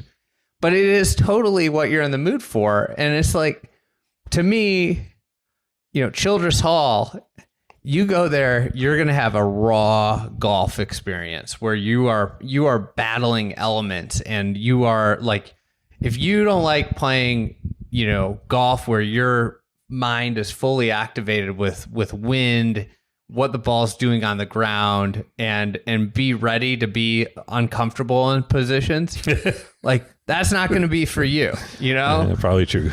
If you go to Wild Spring Dunes, if you really like that, then nobody's ever going to be able to talk you off. If you really like that type of golf, nobody's ever going to be able to talk you off Childress Hall nobody's going to say Wild Spring Dunes is leaps and bounds better than Childress Hall. But like for a lot of people that don't like that when golf gets really, really challenging, they will maybe like Wild Spring Dunes more because I think there's more natural beauty, more elevation, and more maybe memorability one time around, with the exception of the holes right over the river at Childress. One of the things I loved about Childress, and this is just anecdotal opinion here, I love golf courses where when I played the first time, I was completely disoriented as to where I was on the property. You could have told me I was pointed in any direction, and where we were, before we teed off was in any direction, I would have believed you. Like, that was one of the things I found the most fascinating. That's got to be one of the courses that you see the least amount of other golf or bearing points that you've built. I guess so. And it's more, half of it's the little trees that are out there are just big enough to stop you from seeing two holes. The holes aren't right together, obviously, but they're not so far apart you couldn't see them, except there's just enough stuff kind of blocking your way. But yeah, I mean, the fact that the routing's kind of unconventional, it makes a little loop back to the clubhouse at 5 and then it's gone. Usually, like I've gone and seen hundreds of golf courses where I've never seen a map or anything. And a lot of times I wouldn't even ask permission in the pro shop. I'd just go walk, because like somebody in the pro shop might say no just because they were scared, but nobody really cares if I'm out there or not. So I'm just going to go. So I think one of the ways I got good at routing was by doing that so many times, because you start walking and you're like, okay, this is the first hole. That must be the 9th over there coming back to the clubhouse. So, you can, after you get 2 or 3 holes out, you can start to feel like how this is going to piece together, if it's going to work. But, that's because you're expecting the 9th comes back to the clubhouse. So it's sort of evenly balanced. And, when you throw that out, the golf, it could go anywhere. And that one really does. And yes, there's no way, I wouldn't expect people to remember, other than once you get to the river, you kind of know where that is in relation to the last few holes. But before that, you have no idea. Yeah, Childress Hall came in really high in the golf magazine world top 100. It's brand new. More holistically, when these rankings come out, I assume you look at it. Are you ever like surprised where things come in? Are you like, what is that like when you see your courses on there? Like, what is that process when they come out? What are the thoughts going through your head? Well, I'm lucky. Once you have, I don't know, I think you got 10 in the top 100. So you got 10% of the world top 100 on golf.com, which is kind of cool. And 10 of my 49 courses are in the top 100 in the world. It's kind of crazy. And that's a glass ceiling that I didn't think it was that high. The last time I had 8 courses in the list, and I thought that's probably as many as you can get. And if Childress Hall makes it, it will be at the expense of Rock Creek or Cape Kidnappers or whichever other of my courses people want to bump down to my 9th best course. Like if Punta Brava makes the list in a couple of years, and as spectacular as that property is, I don't see how it doesn't. But, does that mean that Tearai will drop out? It's the lowest ranked one. Probably. I mean, shouldn't have anything to do with each other. One's in Mexico, one's in New Zealand, but people have all different kinds of logic for how they put their own personal rankings together. And, it's just individual opinion is all it really is. So I don't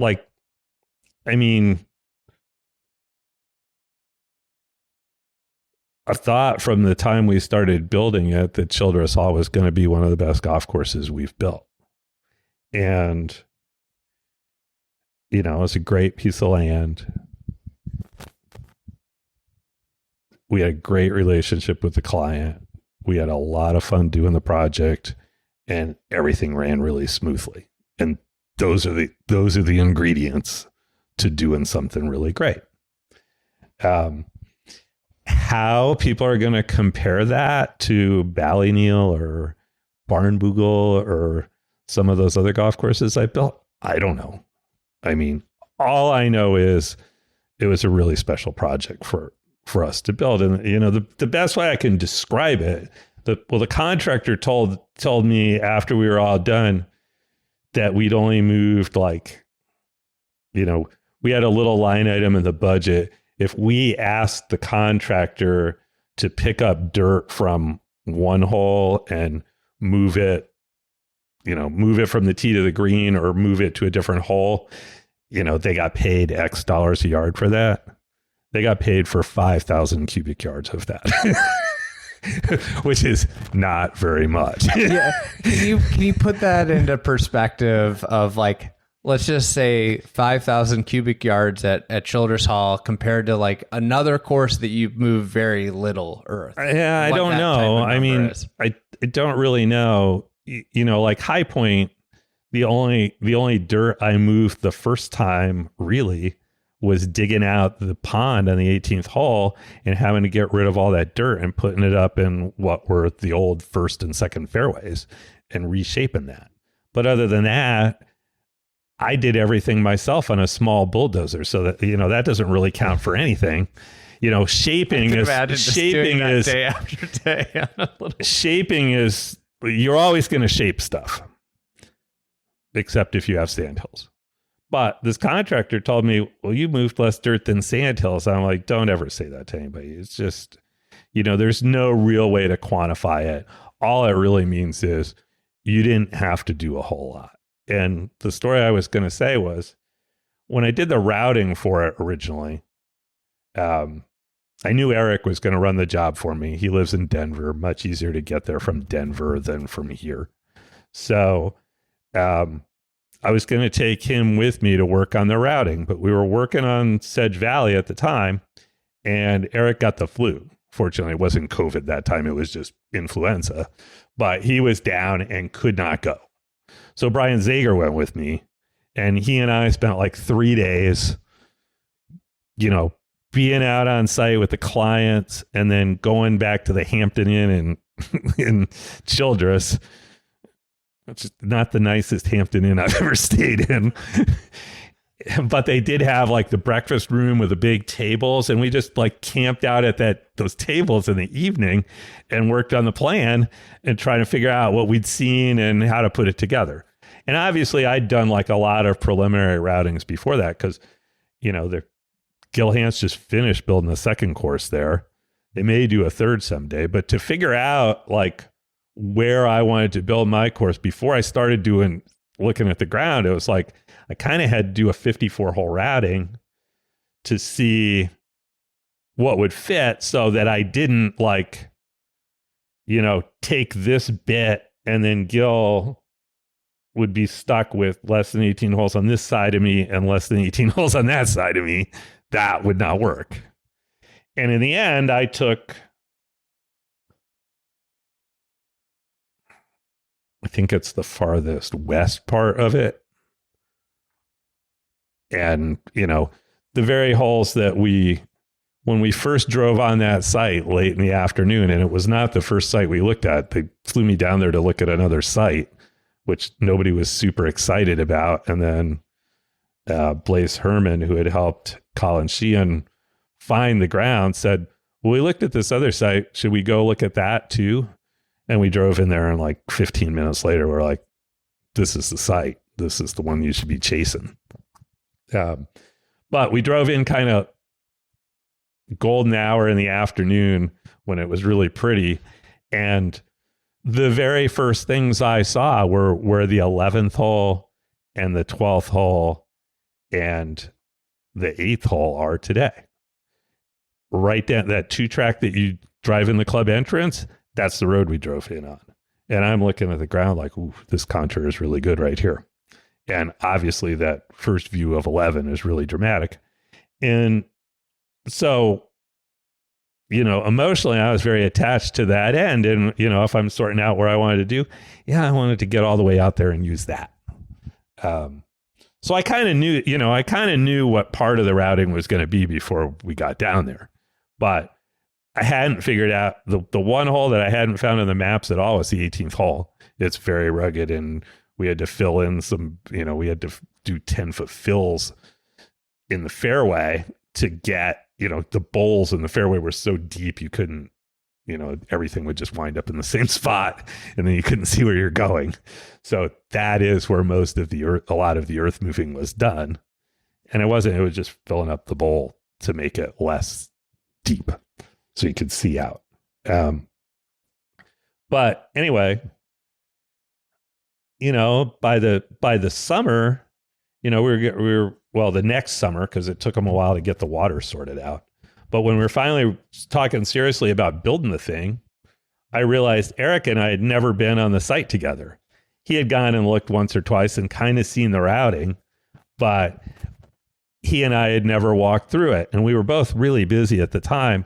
So we met out there in July, because it was the same weekend that Rory McIlroy won the Scottish Open at the Renaissance Club.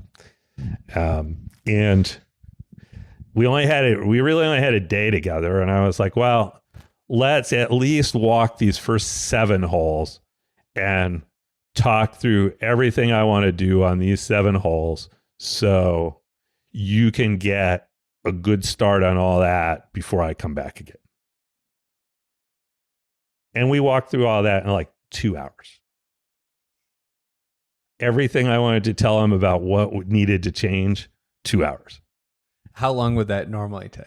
I don't know. But like a day or most of it was already there in the ground, other than talking about the greens. And, some of the greens were pretty close on the ground, but like, the 5th green there, which is one of the wilder ones, it was wild, but it was even skinnier than it is now. So it's like, we have to make this wider out to the left for it to work. We'll keep the right side and just make the bowl X wide and, get a little, just shove the bowl out to make it bigger so you can play it.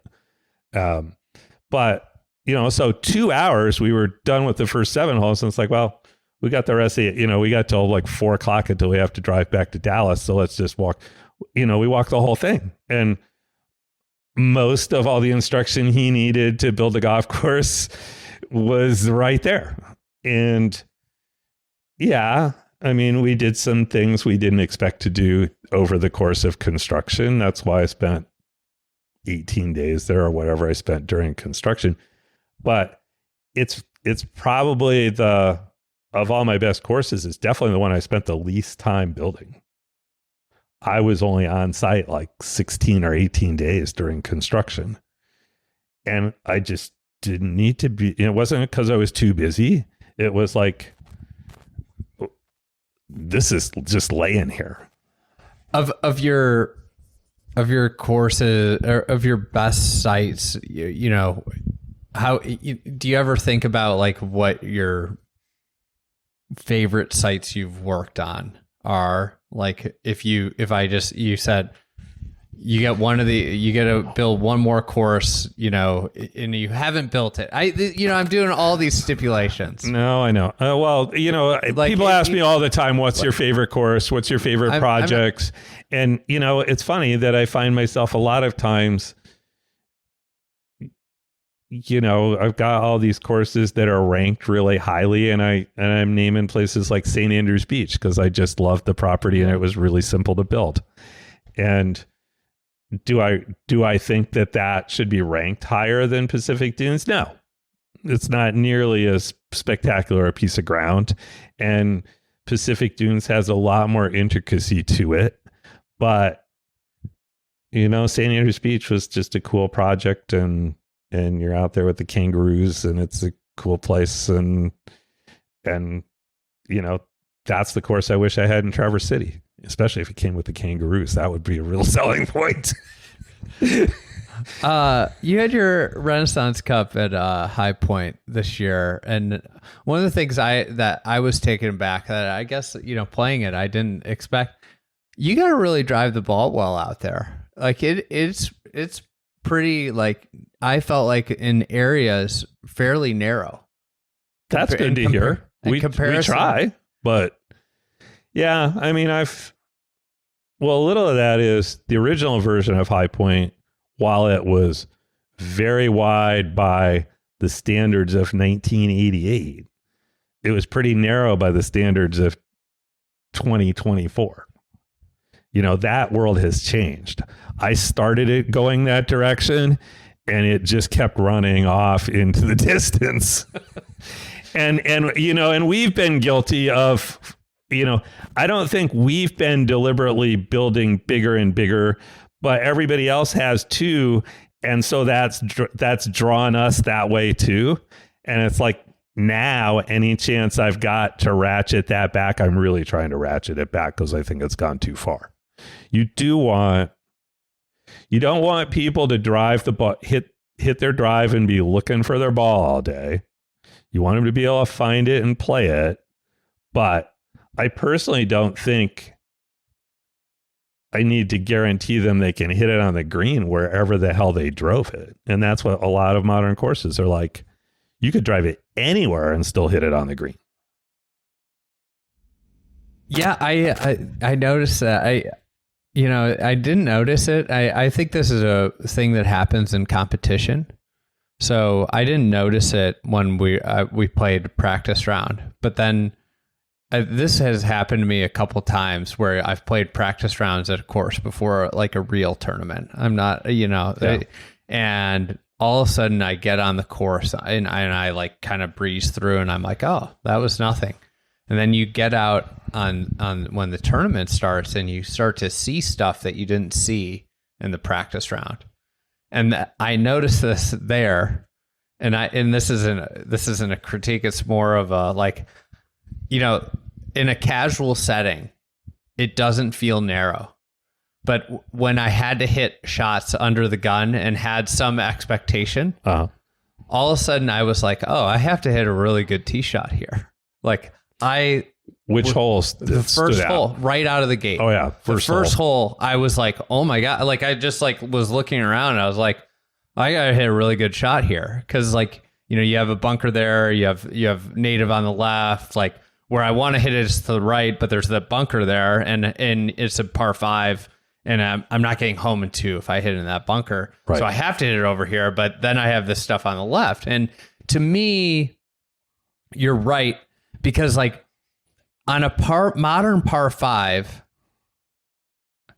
I'm, especially with the way the trends are going, I'm never not thinking about hitting driver. But I think if I played there all the time, I would start to hit a club short of the bunker.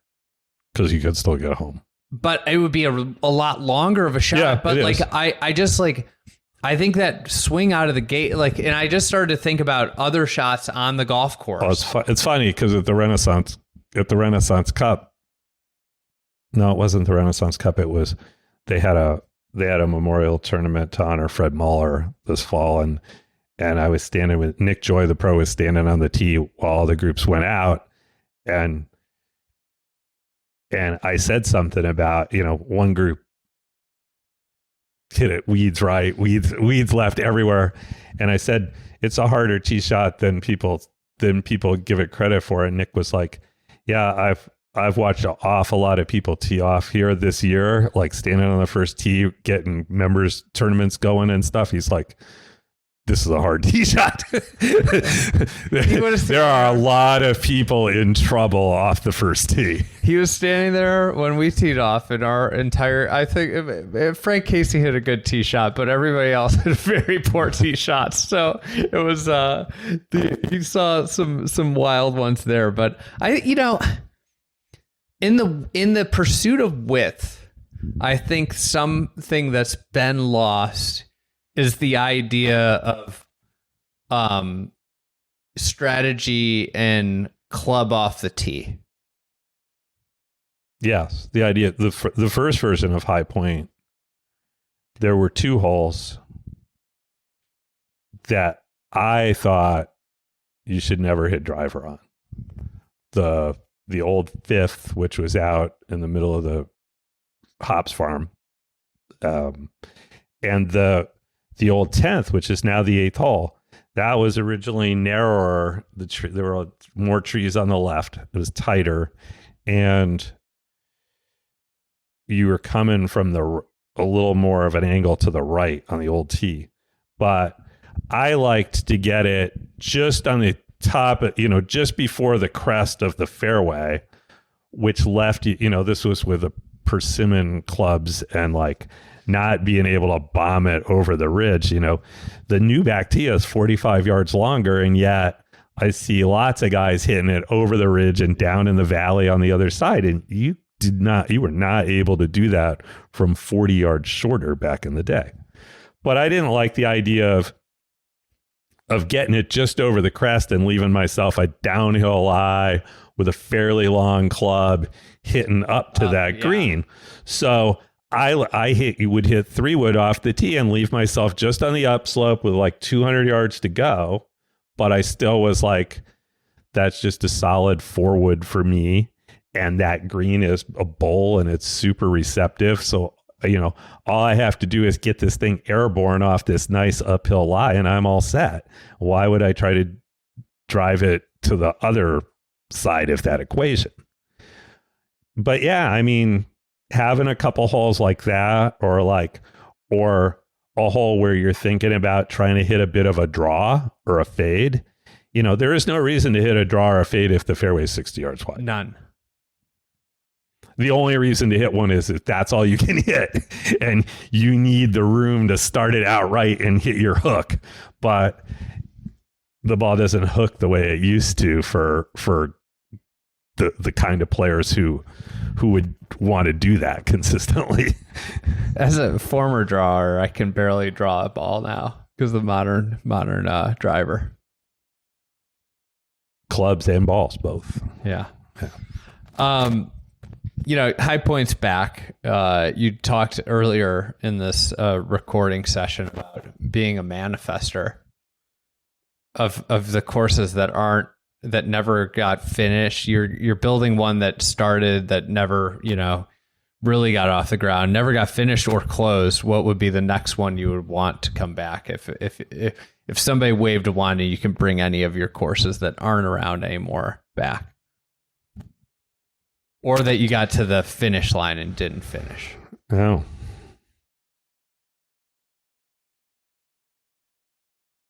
The only one, there's a lot of people around Philadelphia and Baltimore that loved Beechtree and were sad to see it go.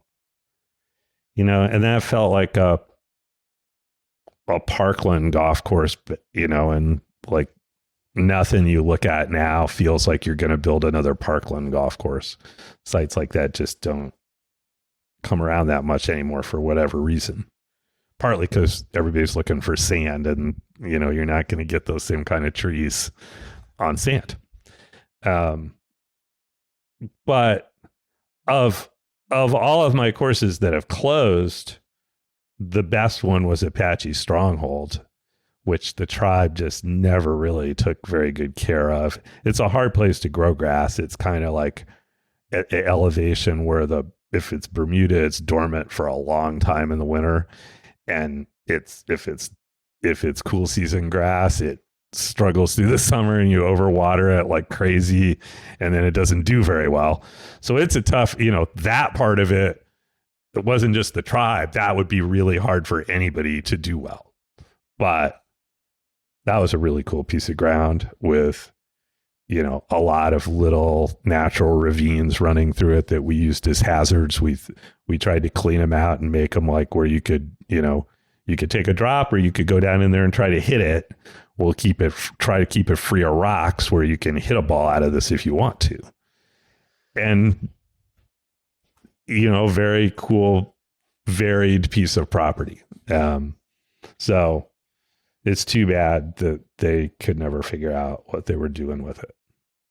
And then I guess there's a couple that we we were building and got pretty far along, and then the one in Bend, Oregon, Wicked Pony. Some of my crew played the front 9 holes there. I never got to. It was gone again by the time. Actually, I've never been back. Once they pulled the plug on that, I've never been back to Bend, Oregon. It was a beautiful town.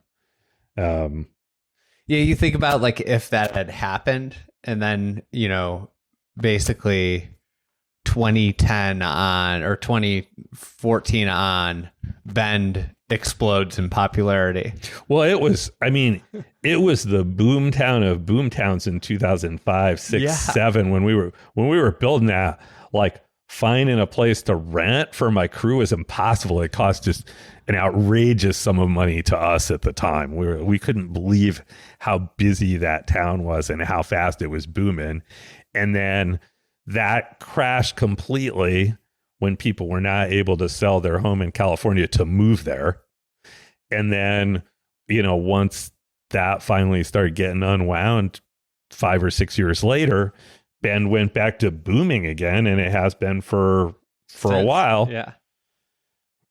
Probably like the oil business, they'll see another bust at some point here going forward.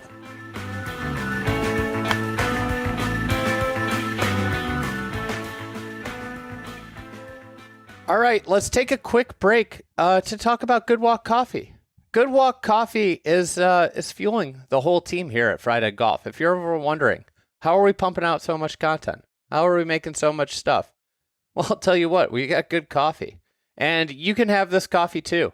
We've got a couple different blends. I'm a divided household. My wife likes the Shotgun Start blend, which is a medium dark roast. I am a fan of the fried egg blend, medium light roast. To be honest, I generally lose the argument. I find myself making the Shotgun Start blend. I like the Shotgun Start blend more now than I did 6 months ago. The nice thing is, depending on what your taste is, whether you like dark or light coffee, we've got you covered.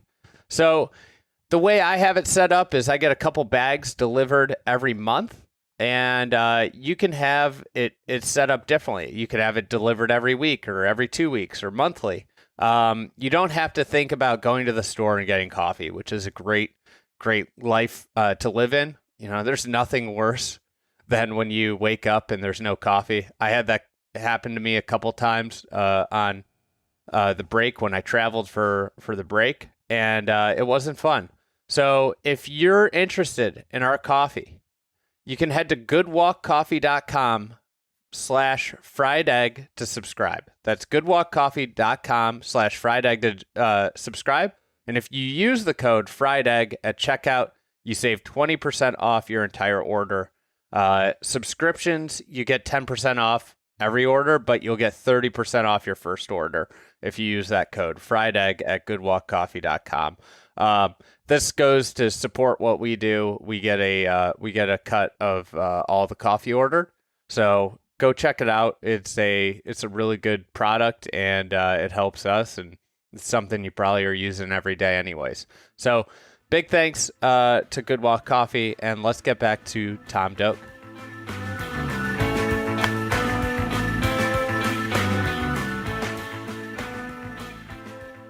All right, well, let's do some Q&A, Tom. This is, one of my favorite parts of this pod is getting a wide range of questions.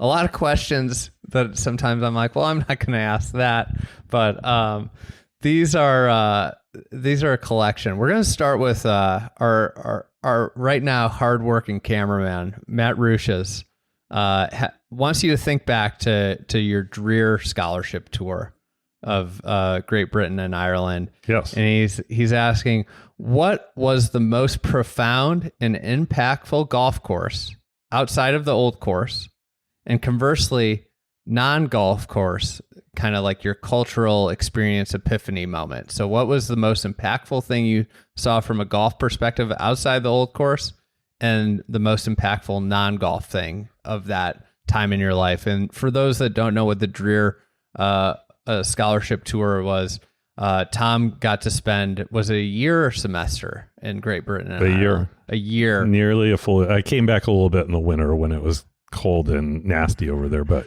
I was there most of the time from July of 1982 to July of 1983. So you got to just got college credits to go visit golf courses. No, it was actually a postgraduate scholarship. So Okay. I just got a cash award. They gave me $5,000 to last a year in Britain, and it wouldn't last you 5 days now getting over there and back, but it cost me $9,000 to live over there for 9 or 10 months and play golf and shoot $1,000 worth of film and get it processed. Golf was amazingly cheap over there 40 years ago. I can never forget that. So I don't know, trying to pick like one other golf course besides the old course that was hugely impactful on me. The first answer off the top of my head is North Berwick. I love that place. I loved it since the first day I saw it. And, and I think that's a little bit of the reason why it's much more highly thought of now than it was then. Because back then people knew the history of the golf holes, but all the good players dismissed it as being easy, short and easy. And if you look back, like even Bernard Darwin, as much as he loved it, well, it's really short. We have to caveat, like, we can't really compare this to the great championship courses. And now people don't need to as much. But by far, I thought, I wrote like a 20-page application for the scholarship because it's like, the scholarship was for the landscape architecture and floriculture departments. And I knew basically they were going to look at my application and think, he's asking us to give him money to go play golf in the UK for a year. So I really had to justify like why that was going to be really important to my career. And I thought it was about seeing all the best golf courses and seeing all the best golf holes. But at the end of the year, it was about being over there and understanding what golf means to them and how much more a part of everyday life it is. And just their attitude toward golf was so different than the attitude toward golf in America. And that had a profound impact on me. Yeah, every time I'm over there, I get like, when I see a kid walking down the street with like a golf bag to the golf course and just like the idea of like that connection to town, I always am just like, it just like I have like it's like I could watch it as a movie in my head. All the kids that I've passed over there, like driving from a course, and they're walking to the course with their bags clearly like from around the corner. And it's like, what a different culture it is here than in America. Right. We talked a little bit about rankings, but we got Lucas Michel, I guess golf. An interested party. Very interested party has asked a question here. It says golf.com just released their world top 100 rankings. Why are rankings good for golf architecture and why are they bad for it? I have a harder time thinking of why are they good for golf architecture. I mean, they're good for business of people's whose courses get ranked, both the clients and the architects, for obvious reasons. And they draw more attention to golf course architecture, but typically what you get is a list and no meat on the bones. No, now because Golf Magazine and Golf Digest have websites, if you double click on the courses, you'll get like a 1-paragraph description of the golf course, but it's still very superficial. And you don't really learn a lot about why that's one of the best golf courses in the world. And that's all you get from them. So you don't learn much about, you just learn these are the places you should go see if you want to learn about it. And that's not a bad thing. Like we were saying before, it's like, don't tell me everything about it. I need to figure out for myself why this is a great golf course, or it's not. what's bad about rankings, number one, it's kind of a hierarchy of prices now. If your golf course just got ranked 57th in the world, you look at what if the 60th ranked course is charging more than you think, oh, well, we made a mistake. We need to raise the rates. And that has escalated tremendously in the last 20 years. Just, it's kind of like price fixing. It's a form of price fixing. And, as someone who is really involved with making those rankings back in the day, and I'm still on one of the panels, but I really saw how the sausage gets made, and people who think it's significant that a golf course went up or down 5 or 10 places in the rankings do not understand the math and how random that part is. All it takes is like 1 or 2 different votes of, one of the big supporters of that golf course passed away and his vote doesn't count anymore. It's going down. Nothing changed on the golf course. Same the other way. Someone new on the panel, this is one of his favorite courses. It's going up.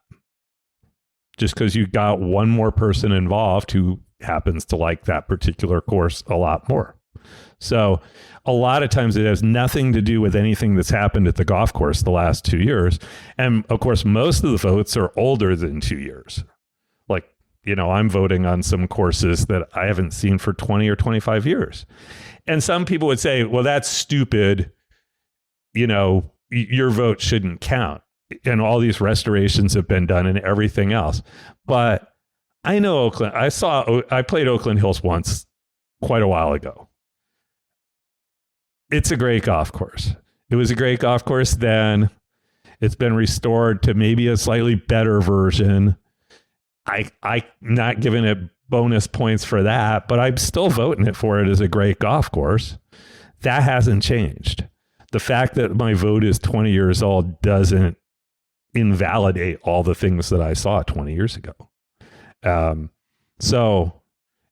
think they give me maybe a little more leeway than some other panelists because they know I kind of, if it wasn't in good shape 20 years ago, I'm discounting that pretty heavily. That's not the reason I'm voting for the thing. I'm voting for the underlying architecture. And maybe some of the people on that panel don't do that quite as much. Well, yeah, I think I know one of them has like conditioning as one of the rating criteria. Right. And it's like conditioning. Like, well, did I catch it on did it rain 3 inches the day before? Or, right. Did I catch it right in the right time? Like, and this is a panel that's got, 1,000 raters on it. And it's like, I know how the general public feels about aeration. Like, it's a necessity. Right. Well, I actually, and I think we may have talked about this before, but I actually think if they're going to rate on conditioning, which I personally don't put much stock, if the golf course is well conditioned, I don't care beyond that. If it's bad and you can't play the golf shots because it's not in good enough shape, that's got to count for something. Yeah. But once it's good enough, better doesn't mean a lot to me. The greens being faster, the bunkers being perfect, that just doesn't mean anything more to me like it does to some people. But I do think if they're going to count conditioning, then they should base it on what everyone saw the day they were there. And they don't. They tell their panelists if they saw it on a bad day, it's Augusta. You saw it on a bad day. That shouldn't count because it's Augusta. But, Champion Hill, oh, yeah, their conditioning really isn't up to par. So they fudge that a lot in what they tell their panelists to think about or not think about. And I really don't think they should. If a golf course is wet 20% of the time, it's wet 20% of the time. You should factor that in. Everybody aerifies some of the time. That should just all go out in the wash. But it doesn't.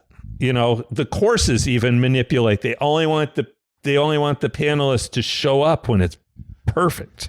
I had a buddy who was on one of the panels, and he didn't think a course was very good, and he sent an email, or he rated it, and he rated it. I don't know what the curriculum score or whatever he did. Right. And he got an email, and they said, we saw you rated this course outside of the usual scoring range, so we've thrown yours out, and we need to talk to you. And it's like, wait, what? Isn't that the whole point of this, that we want a wide range of opinions? Yeah, no, they don't. They really, if you're going to do that, you just take that guy off the panel. If you really don't trust his opinions, he shouldn't be on there. But that's how little they know their panelists. Yes. They're just going to compare their scores to what the scores that they're used to getting and think, oh, this guy must not know what he's talking about, or he has temporary insanity, or maybe they just, they do worry. They do worry about their own panelists too, that if they were treated badly or something, that they might vote lower on that basis. And they're trying to make sure that doesn't happen. And what they wind up doing is just reinforcing their own list must be perfect. Exactly. So you just end up with the same list.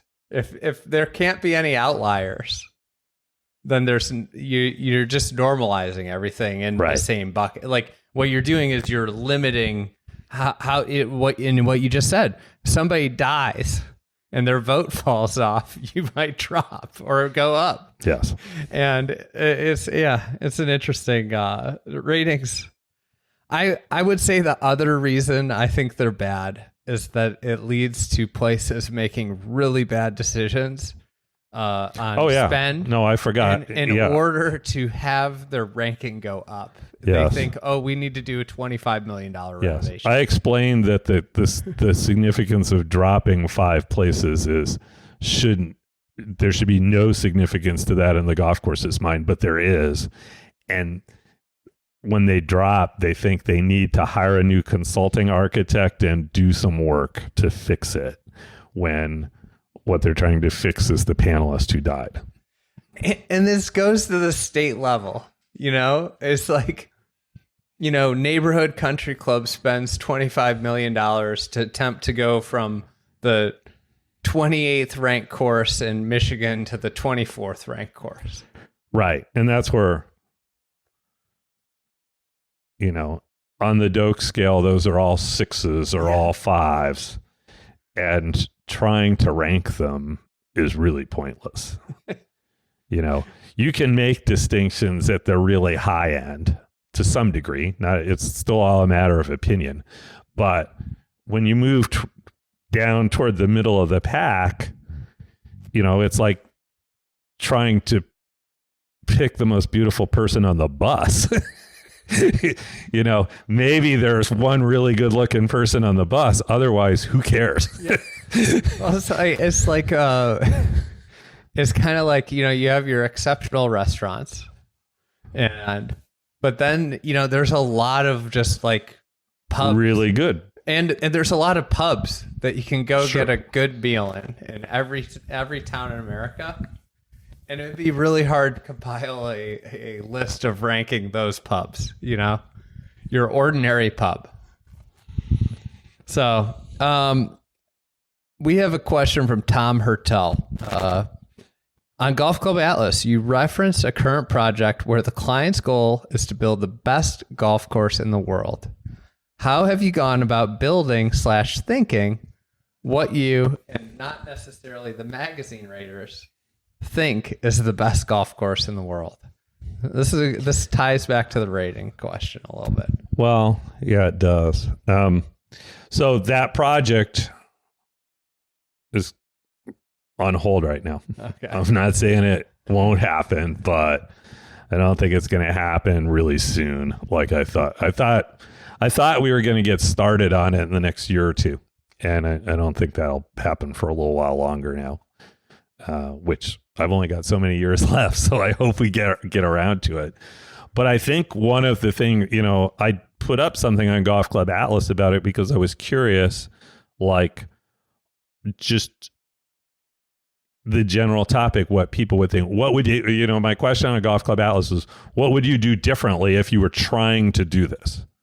You know, you want to do something different? What would it be? And there were a lot of interesting answers on there. The ones that resonated with me the most were about really taking a long time and or just building something that's too severe and then modifying it after, once you played it for a little while, if you decide that it really is too severe. But like erring on the being willing to err on that side, which we normally don't do. I think it's true that one of the reasons nobody's built something that everybody thinks should be number one is because when in doubt, you err on the conservative side because you don't want to have to tear that green up and rebuild it in 2 years. That's like professional malpractice. So you never really get to the edge of what you might want to do because you don't want to spend a lot of money and close a green next year. And to get to the top, you can't be afraid of that. I think every great golf course is more severe. Great old golf course is more severe and penal than the great modern courses. I agree with that. Like yeah, I mean, there's 100 years of maturity now, so you don't see it as much, and it's not brand new. Yeah. And there's no shock value to it anymore. Like if we do it on a new course, everybody's like, what the hell are you doing? And I guarantee you whatever the hell I'm doing is not as severe as some of the greens at Augusta and Crystal Downs. But, you know, people have accepted those. People don't accept it so fast when it's a new golf course. So that's the other thing you're fighting. No matter what you do on a new golf course, there's going to be a lot more debate about that than there is about a certain hole on Pine Valley. I think the interesting thing here too is who's deeming it the best course in the world. If it's a magazine, if it's like the magazine raters, I think my answer is a lot different than if it's like a group of golf architects, per se. Oh, don't make a group. The panel should never be a group of golf course architects. I just think that like the constituent who deems this the best golf course in America, right, is like super important here. And like there's different things that I would do for, I mean, well, no, I will cut you off right here.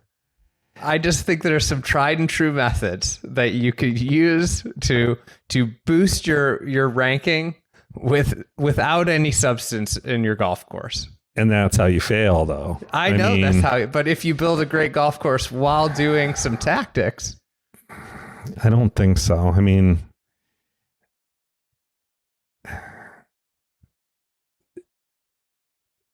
Blake Conant, who works for us, asked me 2 or 3 years ago if I'd ever heard of Rick Rubin or seen him interviewed, and I said no. So I saw his 60 Minutes interview, and now I used to see his Instagram stuff before. I now am off Instagram. But he's a music producer, and he's worked with all different kinds of artists. He is not giving them a lot of suggestions about the actual substance of what they're doing because they're all over the map on that. Most of his input is, he's got a good ear, so like he listens to a lot of stuff and he's like, you should do more with that. Kind of like I do with my associates when we're building stuff. Like, that's a cool idea. Yeah, just let's work with that a little more. And then some of it is just do what you love and do not ever think about the commercial side of this. That is, we got other people for that. That's not your purview. You are here to do what you think is the best golf course in the world, and that is the only person you should listen to. And of course, in this endeavor, you'll have a client, you'll have, it takes a village to build a golf course. You'll have other people. So not everybody's going to be 100% on the same page, because you don't do it all yourself like you do. Well, when you make music, you have other people involved you could be just too. A vocalist, who sings. But, it's not a piece of art you hang on the wall that one person created. It's a little more complicated than that. But at the end of the day, it's the artist's vision that's got to decide. And, the odds of really succeeding in the popular view are really small. But the reason the thing intrigued me is because I realized that nobody's ever asked for that. They want one of the best courses in the world. And that means now you're, trying to fit in and thinking about how this compares to other places, instead of just, we are shooting for above that and let the chips fall where they may. I agree with what you were saying about Rick Rubin, and I think I buy into a lot of what he says. I for the most part, the best content I make is going to be stuff that I want to do, and I love doing it. I would wonder if the way to create the best golf course is to have a client that has no input in said golf course, if that's one of the key ingredients. Because you, as in this case, the artist, cannot, if you're thinking about concessions or the client might not like this at all in your headspace. Well, you're just saying I have to raise the money myself because I can't. If I have to answer to anyone else, or the agreement has to be, you will show up, you can make no alterations, and you can make no suggestions. Yeah, I don't know many clients that would sign that. Well, this is with what you just said about Rick Rubin. This would be the gauntlet. I guess. I mean, record companies don't sign deals where they have no control over what happens. You can refuse to change the song, but they're still the ones that market the song and sell the song. Well, what's interesting is oftentimes, artists' first album are the best one. When you're a young architect, you make that argument to every potential client. Yeah, but with bands, they struggle. The success rate of one album versus the bands that get to 2 successful albums and beyond is super small. Sure. And if you have a good first album, you'll get a second, but that band getting a third. And I think we've seen this with, I like David Kidd's talked about, he got popular and he built a bunch of courses. I'm going to use his words, not mine. I think he would describe them as some bad golf courses, I believe he said, or maybe golf courses he's not as proud of, but this happens in golf architecture where people get build a course that people really like. They get more jobs because of it. And then sometimes the next batch of courses are not as good as or as loved as the first batch. But one of the things, what you said, I think strike is and this ties back to what we talked about earlier in this session, which would be a couple episodes ago at this point, is the commercialism of the profession gets in the way of the art of the profession. Because you're thinking about marketing, you're thinking about sales, you're thinking about how the general public will perceive this feature. Yeah. And I'm generally not. I mean, the odd thing about this discussion is I am always making decisions about what I'm building because I love it. If I don't get to do that, I probably never take the job. So I've had a lot of practice at picking, but I've never really thought about trying to break the mold and do something over the top. Yeah. And that is a little bit of me thinking, I'm not sure if commercially is the right, somewhere between commercial and practical of, not wanting to do something that we really need to edit later because it's a pain. We've talked about I've spent the last 10 years going back to the Renaissance Club, spending more time doing tiny little tweaks that nobody notices than I could have built a whole new golf course or two with that time. I didn't have the offers to do something else, but keeping tweaking with a golf course is slow and expensive. It's much more expensive to change a golf course than to build one. Strange, but true. And so you're always wanting to make sure you don't have to do that. And, so if you think about Pine Valley, which currently, not everyone certainly, but currently that's the course you have to beat to be the best course in the world right now. It's been that way for a long time. Think about Pine Valley. It took 10 years to build it. George Crump killed himself 6 years in. I don't want to laugh. He had he had all these friends that helped him out with the first part of it, and then things weren't going great, and he killed himself, and they were kind of stuck for a year or two, and then Hugh Allison and Hugh Wilson basically finished the last 4 holes, mostly based on what Crump had talked about. But, it had to go through all that pain and all that thought when it was built, instead of, let's build this perfect in a year and put it out there. Is there a piece of golf architecture in those years that was far less commercial than the way when you think about golf architecture and development and how intertwined the commercial aspect of it that limits and restricts the art today?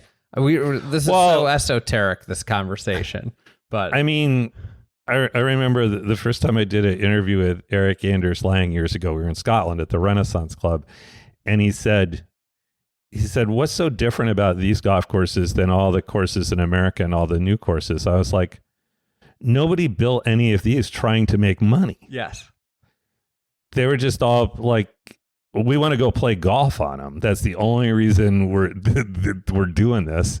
It had nothing to do with it being a business at all. And, by the golden age, that wasn't always true. Mm-hmm. Not just Pebble Beach, but, Cypress Point was built not by not by a group of 200 founders, but by a developer to go sell 200 founders. So even by then it had changed. But George Crump, he was building it for himself and his friends. And yeah, he probably thought he could sell national memberships where people were going to fly in and play in 1918. No. It couldn't be the same kind of commercial enterprise then that it is now. The world was so different. You weren't thinking about people traveling very far to play the thing. That was just not possible in numbers. Yeah, I think that's a piece of it, though. Is that the whole, because the things that you illuminated here about interesting responses take a lot of time to build. Yeah. So another example would be Lido. Lido, that's a golf course that, according to Michael Kaiser, half the resort guests that play at are like, that sucked, I'm never going back there. probably more than half. He said if he says half, I think it's probably more than half. The most disliked course in Sand Valley. And yet that, there are some people that I know that are really well traveled and have seen a ton of golf courses. And that is the first golf course that I've ever built that they're like, that is one of my 10 favorite golf courses in the world right now. Because it does take those risks. I always wondered at the start of that project, it was so off-brand for Mike Kaiser, wanting the retail golfer to be happy. That's a very difficult penal golf course. When you hit a bad shot, you pay for it. There's a lot of cross hazards that make it really hard for the poorer player to get around it well.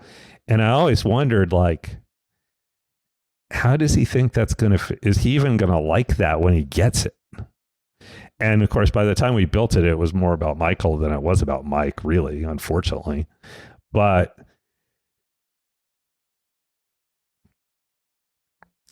it's the people that love it. And there's enough of them that works. And it has moved up in the rankings significantly, and that's not because anybody died. Yeah. It's too new for that. So I think it really does resonate with a lot of people, even though it's difficult and even though they don't care if some people are not going to like it. And that's the other thing about Pine Valley. I mean, the elephant in the room with Pine Valley is that half the people reading that magazine cannot finish Pine Valley. They would not finish out 18 holes. It's much too difficult for them.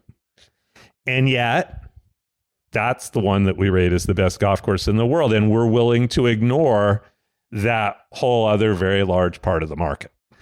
This is where even though we say it's a consensus, in theory, nearly everyone thinks Pine Valley is number one, even though half the golfers in America couldn't play it. And the weird part is some of them would still insist that it belonged up there, yes, even though they couldn't finish the damn thing.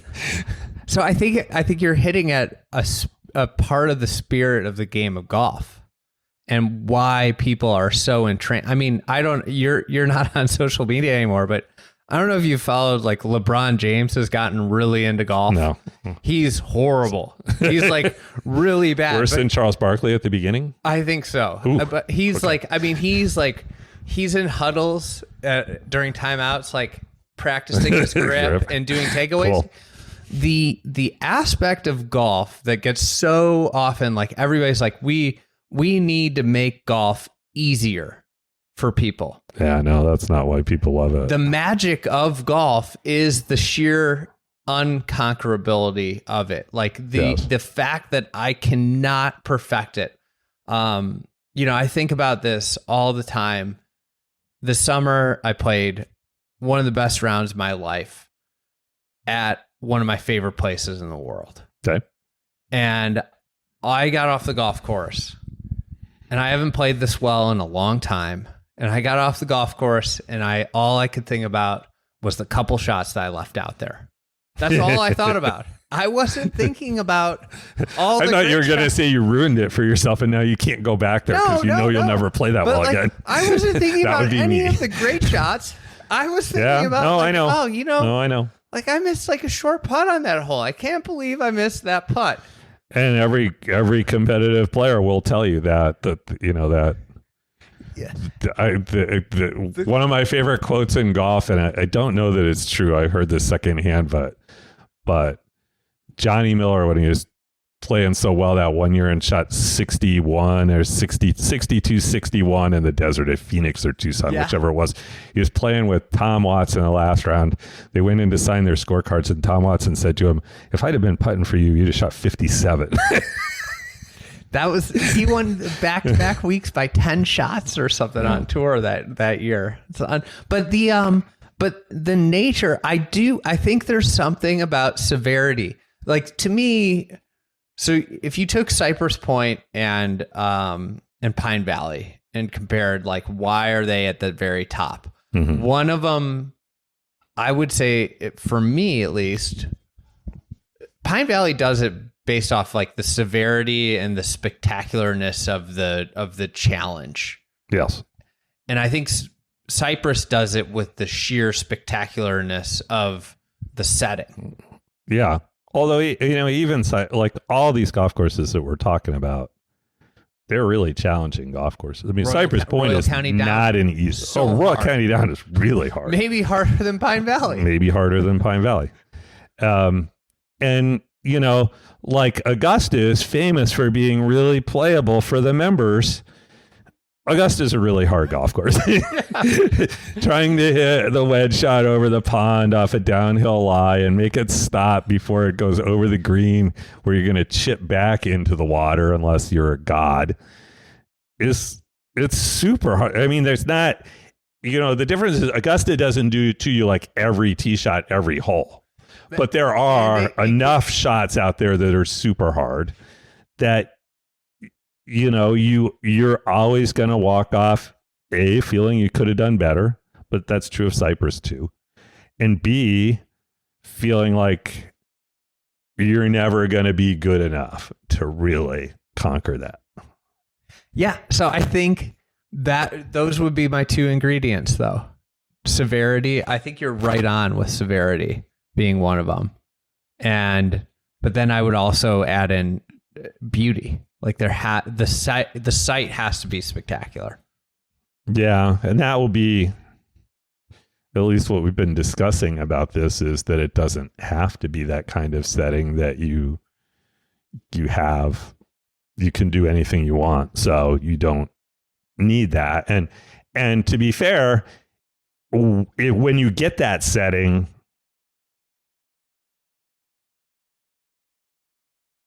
that's when a lot of architects play it safe.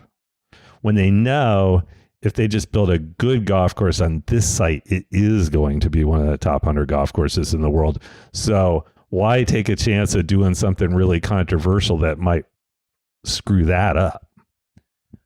There's a lot of that. There's not a lot of that because there's not a lot of courses that start out like that should be in there. But it does happen. I think like one of your courses that is very highly thought of, like one of your best golf courses to me, Pacific Dunes, is unique, particularly at Bandon, because that has some of the most demanding shots of any course at Bandon.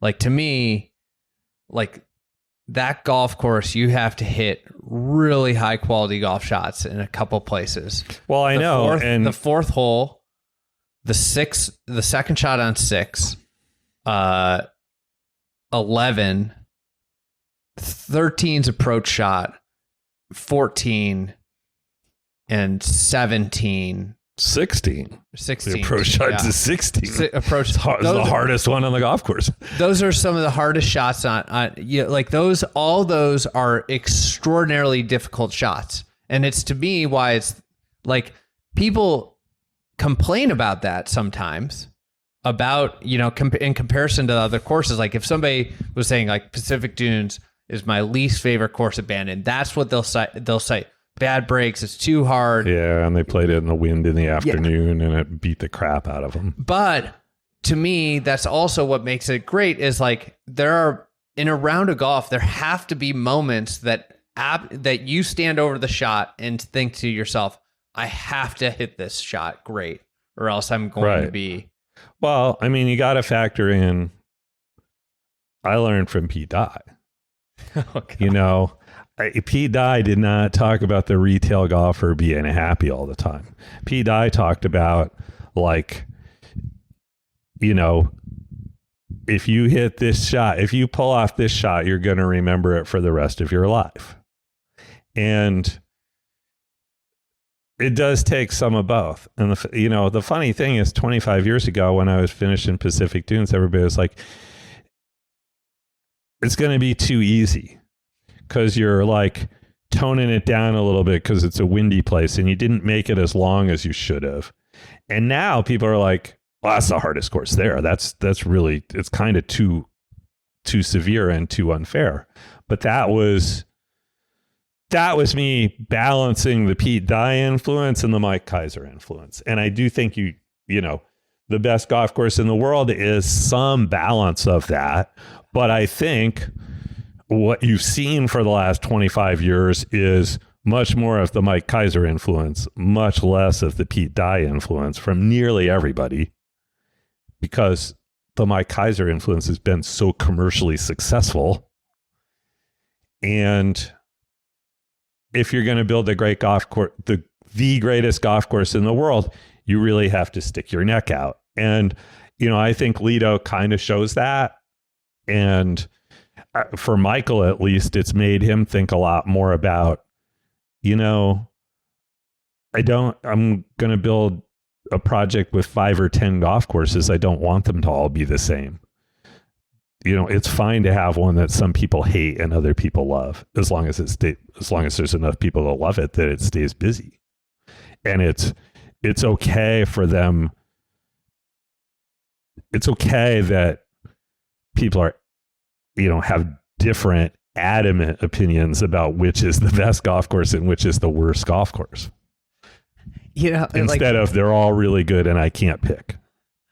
To add to this, I think about like golf and I just like rounds that I replay and memories I replay and like think about the most. We did this Hickory event at Lido where we played the original tee boxes with Hickory clubs.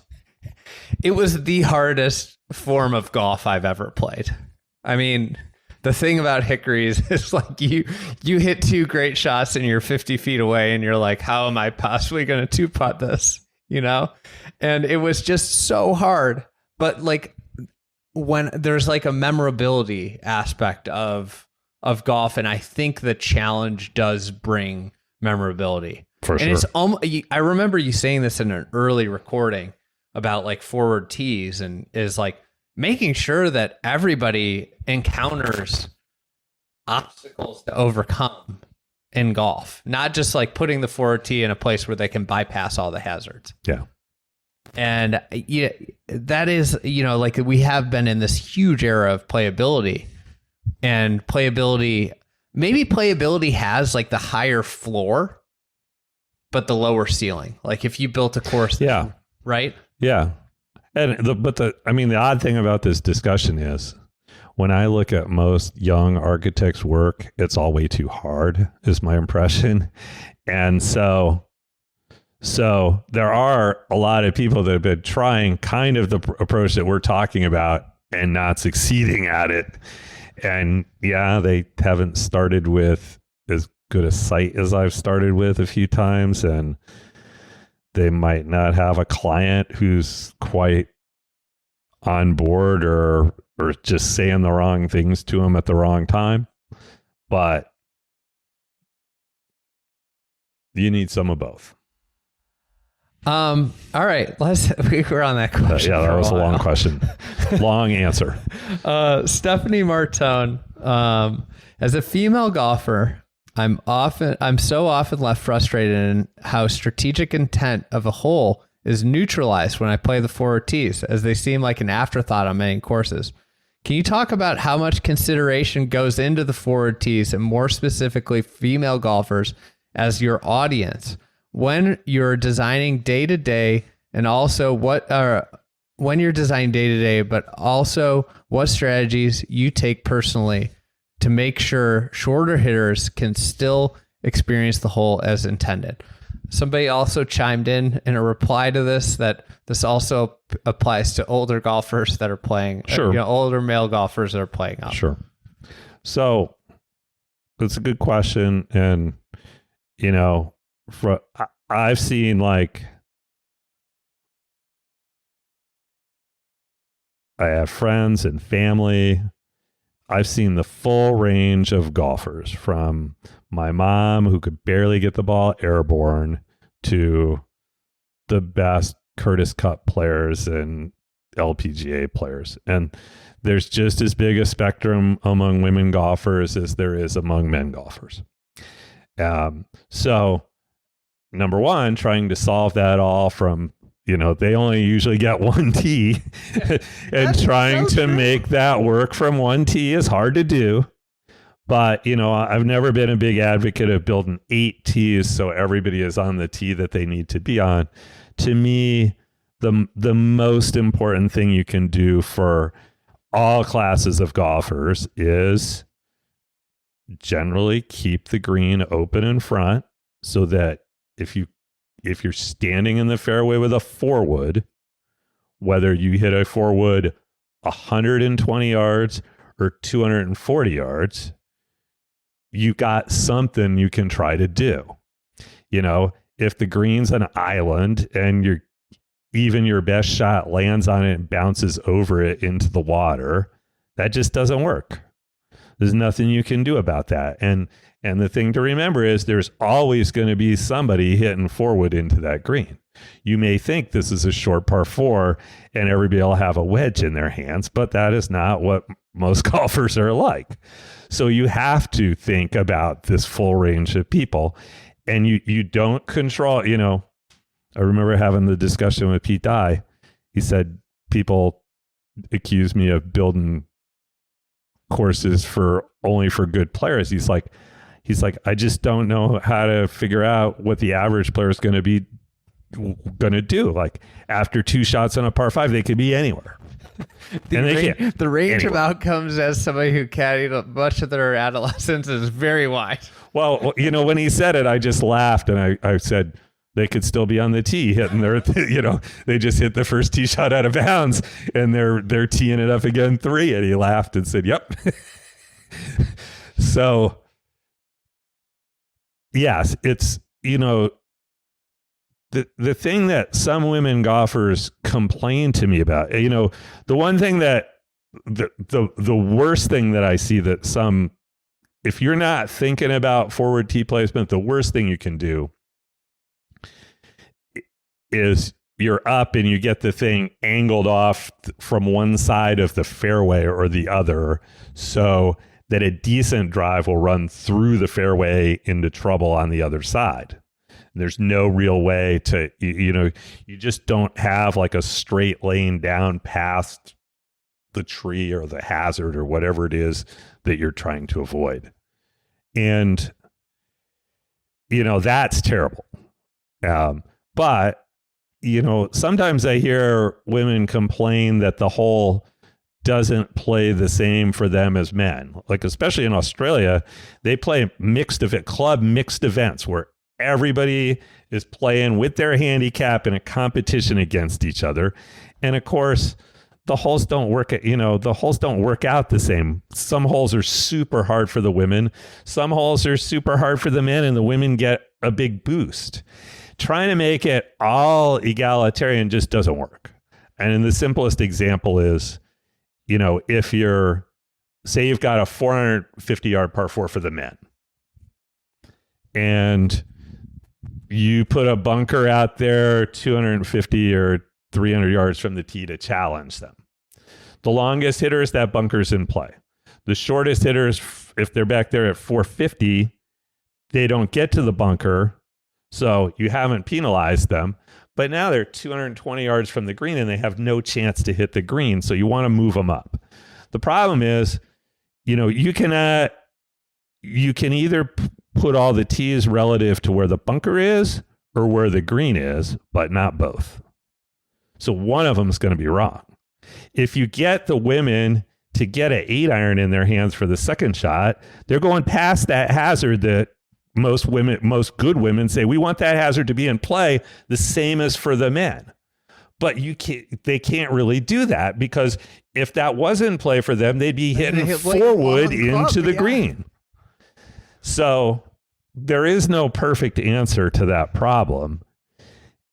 You just have to see it as you're trying to balance that out over 18 holes, but you cannot balance it out for every single hole. Have you ever thought, have you ever thought about taking I mean, I don't know if you do this. Taking the whole concept and then working backwards from the green and just trying to figure out where the best hole is for the forward tee. And maybe the forward tee is like not even forward based off of the player profile that's playing the forward tee. So Oh, that was a little complicated to understand. So here's where I'm going with this. All right. Let's just say it's a 400 yard par 4 from the back tee. They are hitting a lob wedge, or like a good player is hitting a wedge in. Yeah, not me, but okay. Okay. I can scale you up to get to a wedge as, you know, the very forward player. And I'm thinking about like my grandpa moved up to the forward tees the last years of his, golfing life. Yeah. What if I moved him way back? I made it a 3-shotter. And made it a 3-shot hole. Yeah. And that's just the way that the forward tee plays that hole. But you're getting the similar shot value where you're hitting a wedge into the green. Right. It's just your third shot. Right. A lot of old courses kind of were that way. I mean, they didn't.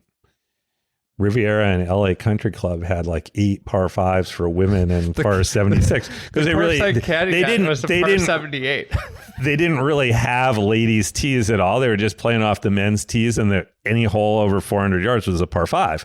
So if you had a strong golf course, it was going to be par 78 for women, and that made sense on some level. But that also means they're hitting like a dozen 3-woods or 4-woods out of the fairways on 14 long holes, which is kind of boring. If you built a course like that for men, they'd hate it. Yeah.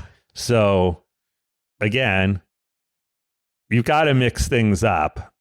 I understand, think I understand your concept. And yes, there are some times where it would be better to keep the forward tee back instead of jamming it way up. Just like there are some short par 4s that get better if you make it a little shorter instead of a little longer. Well, yeah, and you could make I've always thought that one of the issues with the handicap system is that it like constricts this. But if you wanted to maximize the interest of a setup day to day on a golf course, I would move the tees around, and sometimes the black tee could be in front of the blue tee, even if the black tee is technically the back tee, because I might want to ask the players playing the back tee a different question on a hole when they get to a hole. Well, I mean, one of the interesting things about Childress Hall is we don't have, we have 3 or 4 or 5 tees per hole. There's only one set of markers on the day. You can play it from wherever the hell you want, if you want, but they put out one set of markers on the day that's like, this is, if you want to compare your score to other people that are here today, play from here. And some of those tees are going to be up and some of them are going to be way back. And it's, I don't think obviously that your impression of the golf course relies a lot on the setup guy now and not just me. And a lot of architects would be really uncomfortable with that. But I'm trying to think about how to make the golf course playable from anywhere. And so that does kind of work at some level. And, you jam some tees up so short that it, a long hitter has to really stop and think, do I want to try to carry it up there? It's not really built for that. Or now, do I really want to hit 7-iron off the tee? Because that's where I'd still have a short approach. So why should I jam it up there? I think that's interesting for a day-to-day thing, and it's not like we're forcing you to play those markers if you don't want to. But I think the more people do that, the more they'll realize that, hey, these holes are good from more than one tee, and if I play again tomorrow, I don't want to play all the par 3s from the same place I played today. There's some really cool other tees that I should try. All right, we could talk about that. I have some other thoughts. I'm not even gonna get out there Okay. based off. Wait of for a equipment, reader. You know? A listener, excuse me. Do you? The Gims asks, do you miss a couple of, probably 5 years ago, you basically got rid of consulting work. Yeah.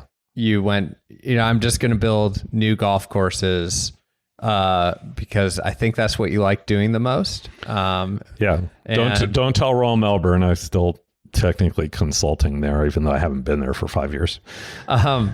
This question is, do you miss doing any of the consulting work that you've passed off? The work? No, not at all.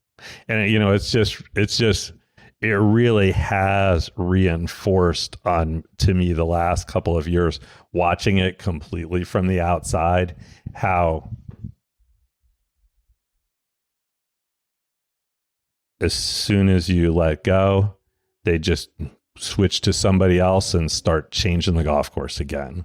So there's no permanence in it at all. You think you're perfectly restoring a golf course, and then they will turn around and hire somebody else to blow up all those bunkers and change them in 5 years. And it's like, why did I waste my time doing those?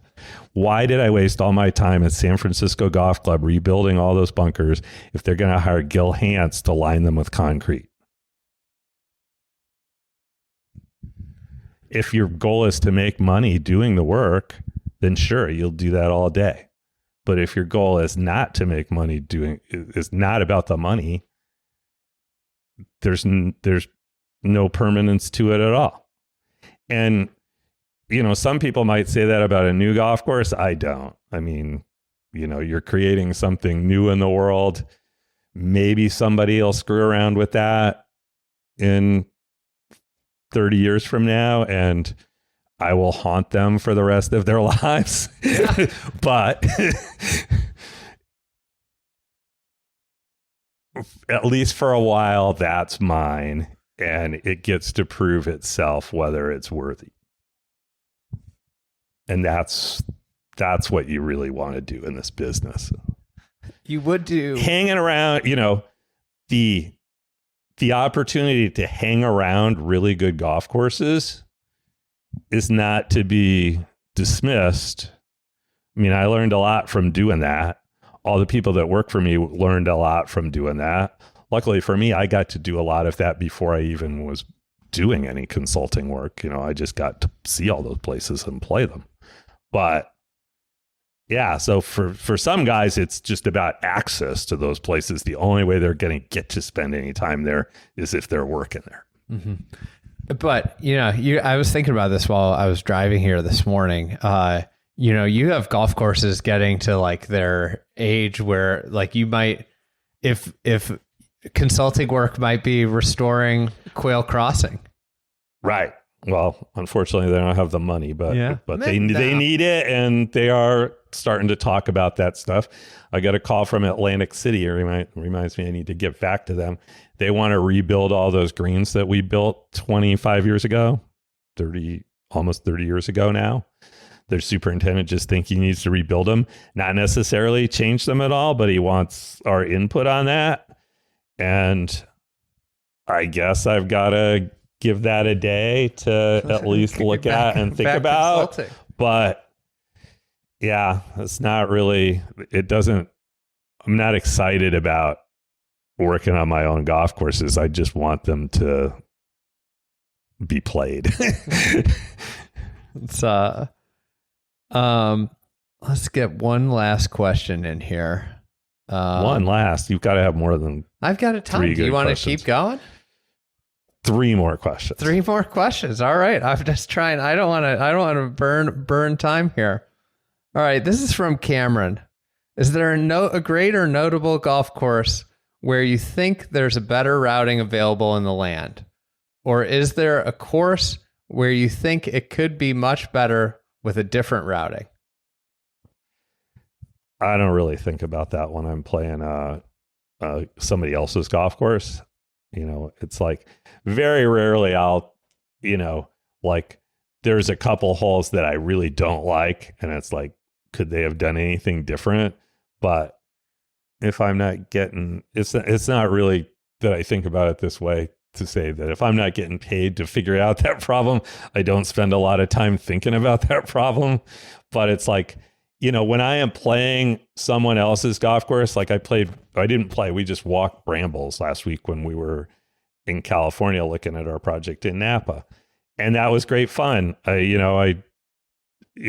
Not just Bill and Ben, but James Duncan, who was really involved in that, was an intern for me way back when.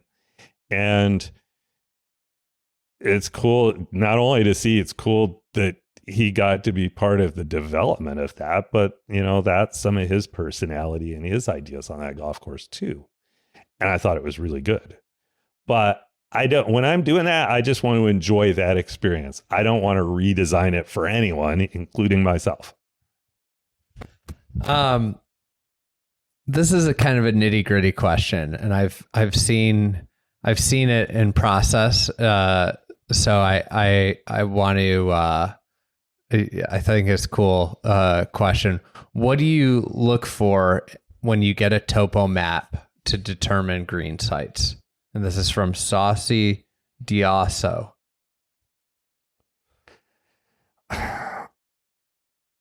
I think I've said before that I don't. Oh no, it was Sarah Mess is doing a class on golf course architecture at Ball State, where she went to grad school. So I said it to her class that was working on routings, and somebody asked me basically the same question, and I said, I'm not really just looking for green sites. When I look at a topo map, I'm seeing golf holes. I'm seeing like that the fairway doesn't have too much side slope, cross slope, that I have to grade it for the ball to stop rolling.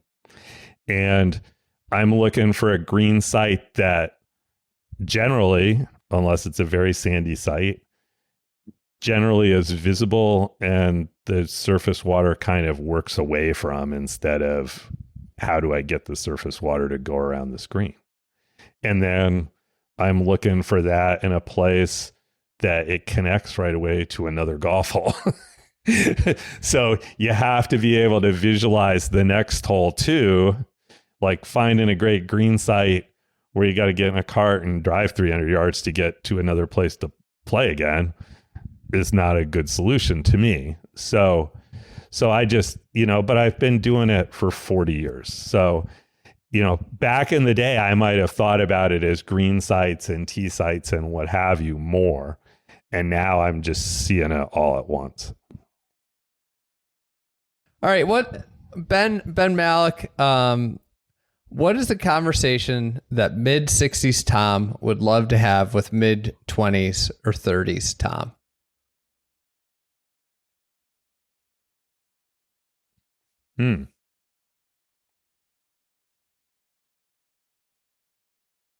You can charge way more than you thought. Far and away the most important comment, because I still have the problem of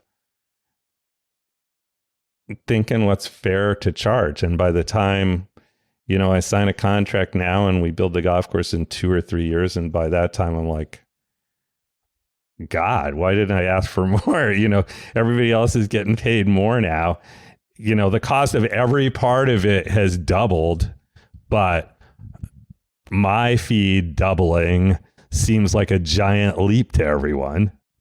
And, at the end of the day, it's like, one of the best business lessons I got from any of my clients, and I've not capitalized on it as much as I should. Julian Robertson said to me, we were talking about a feature on Cape Kidnappers. One of the first times we'd walked through it, I'd looked at building another tee for the third hole, like over to the left on a different little finger of land where you'd be carrying more into the green. And when we walked through during construction, he said, what about that tee over there that you wanted to build? And I said, I didn't think it was worth it. And he said, hold on. He said, you should never say that to a client because it sounds like you're not making the choice because you think it's the best choice. It sounds like you're trying to save money. And unless I asked you to try to save money, you shouldn't be thinking that way. I want you to build the best golf course you can. And it shouldn't be about the money. He's like, you think about this as a $5 million golf course. I think about it as a $50 million project that revolves around the golf course. So if that tee costs $30,000 or $50,000 or whatever, in $50 million, that's like nothing. You know, he was really also talking about what I charge. I think I charged $500,000 for that design 20 years ago, and I should have charged him a lot more. And now I have to figure out what to charge his son if I do another golf course for them. And I'm trying to keep it as simple as cheap as possible. So I guess I didn't learn the lesson. I mean, one of the things, this is what we were just talking about with the building the best course. And we got in a discussion of art, right? Like when you paint something and put it on the wall, right? It's just it's a painting. Like what you do is a different art because there is and like if you read, you know, Alistair Mackenzie's architecture book, there's like a whole thing about economy of construction. Yes. There's a whole aspect of, you know, what you guys do has to be functional. It has to work. It's not like you paint something, you can paint anything. Right. It's art. Like there is a distinct difference to what you do, but like I think part of being a responsible golf architect is having some realm of economy in what you do. I've always thought that too. And, you know, the weird thing is, like, as we talked about before, like a lot of my best golf courses, let's think about those top 100 golf courses. So you got Pacific Dunes, you've got Ballyneal, you've got Rock Creek, you've got Tarahiti, Terai, Childress, obviously, Lido, Barnbougle, yeah, St. Patrick's.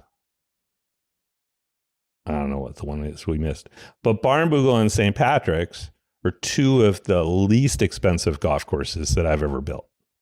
Like, they cost one cost $2 million 20 years ago. St. Patrick's cost $3 million 5 years ago. You know, we're looking at building projects now that cost $25 million for just the golf course. And I just built one for $3 million because it's in a place that doesn't need a lot of irrigation. So we didn't put it in. You know, there are huge differences. When you talk about economy of construction, there are huge differences from one locale and one site to another. And yet my design fees aren't that much different. You know, one of them, there's a tremendous amount of work that needs to be done. The other one, like Childress, I could have given Eric 1 day of my time and left, and it would be a really good golf course. So that's part of the confusing thing. Like, but imagine, like, you know, that's true for art as well. Some pieces of art took a long time to create, and some pieces of art are like throw a bucket of paint at it or 2 or 3 creatively and say, that's enough. That's just what I wanted to do. So you can't really charge based on like how much work it is for you, but the economics of the golf business are all about like how much work did you have to do? Yeah. The cost thing's crazy, you know, you know, I've been saying consistently for the last 25 years, we got to be careful or we'll get it to where it doesn't make any sense to build a new golf course.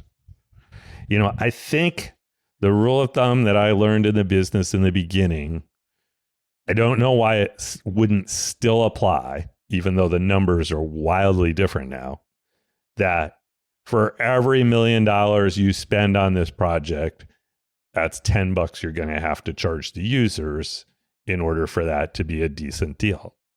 So when we were spending $5 million, you could build a $50 golf course. When you're spending $25 million, it's not going to be a $50 golf course. And that's $25 million before you have a clubhouse. Yeah. Yeah. So it's like puts and again, it's like, and once you get to that level too, you can't, like one of the things I admired most about Brambles the other day was that little clubhouse. Because what happens is if you build, it's just like if you buy a $5 million house lot, you have to build a $10 million home, right? Yeah. You can't just do that and put a nice, simple, small home on there. The economics of how much the land cost drive what you're doing. So the same for a golf course. There's no reason a $20 million golf course in Napa necessitates doing an expensive clubhouse too, but it will, because that's the way people think. I said this to one of the owners, and I said, I love your golf course. I love it. But I think the best thing you did is this clubhouse, because it's so small. It's so perfect for like the size, for the place. You want, like, it's very welcoming. It's warm, but I can't remember tiny. How many square feet they said it was, but I was like, really? It's only that? It's like 2,500 square feet or something. It's like a small ranch house. Yeah, it's smaller than my house, and I don't live in a big house. And like, to me, like, they did so many wonderful things with that project, and I really like the golf course. But to me, that is the best part about the whole thing. It's like actually a house that you want to hang out in, you know? Mm-hmm. And I think there's something to it being small that makes it better. Yeah. I've always said that's one of the big reasons Terra Iti is my highest rated golf course, is because of that clubhouse, which is tiny. It's just a great place to hang out. Yeah. I think one of my big things that, as I've thought about it more and more, is I wish the golf industry would move towards where we build golf courses and we don't build all the extravagant add-ons, and we just see how people use it before we build the giant clubhouse. Like, before we build a huge lodge, like, do people want to stay here? Right. And starting in well, I've done that a lot. The one place that comes up the most obvious in my work is the halfway house. Like, I hear clients like trying to decide what they want, and then there's maybe 2 or 3 potential locations, and now they're having to think to themselves, do I really want it to be at 9, or do I want it to be over here on 11 because this is the best view, or do I want it to be at the tee of a par 3 because that's like, you might have to wait on the par 3 anyway, so that's like the best place for it. And sometimes they're going to spend a lot of money on the thing, and I'm like, don't put a trailer out there for a year and then see if you like that location, and then if you don't, put the trailer at a different place next year and see how you like it. And like Terra Iti did that, and the trailer is the halfway house. That's all they needed. And a lot of the people that I've suggested, that's all they wound up with.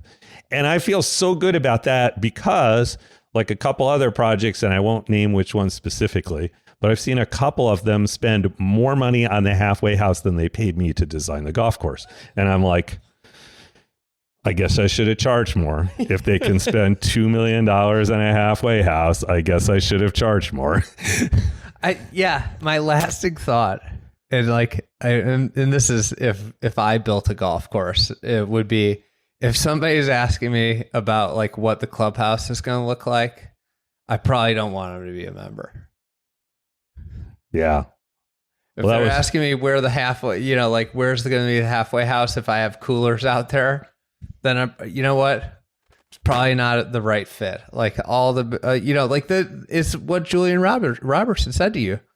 You're building something around the main asset, which is the golf course. And I don't I understand from the business side why people build it all at once, but from like a functionality, what you end up doing is everybody overbuilds. Everyone overbuilds facilities. I don't think I've ever, like there's I mean, some of that is the planning and zoning process too. I remember the thing that shocked me most about High Point the first time was we went in to get permits to build an 18-hole course, and they had all these questions about what the clubhouse was going to look like. And the township's view was like, we just want to make sure you don't build a terrible looking clubhouse. And I was like, if you're going to spend all the money building a nice golf course, why would you do that? But they wanted a full set of plans, and the client had no idea what they needed for a clubhouse for a public golf course there. But the town wanting to make sure it was up to standard drove that thing much more than it should have, because they didn't really. Most people developing a golf course don't really know what the business is going to look like in 10 years. Yeah. They have hopes, but they don't really know. Yeah. All right. Well, we got through these Those questions. were good questions. Those end questions were good. I'm glad we did 3. I know. They were good questions. One day I'm going to aggregate all of my documents with the questions that I didn't get to in every single batch, and we're going to just do the questions that were selected but then didn't get asked. No, we're not. One day. One day you can send me the list and I'll pick the ones to do. All right. Tom, as always, huge thanks for coming on. Look forward to doing this some more in 2026. And have a great holidays and New Year, even though people won't hear that. This will be in the New Year. So, all right. Yeah. We'll be having a great 2026. Yeah, we'll be looking forward to seeing some of your new work. I loved Wild Spring Dunes, and can't wait to see the new courses come online in next year. All right. Take care.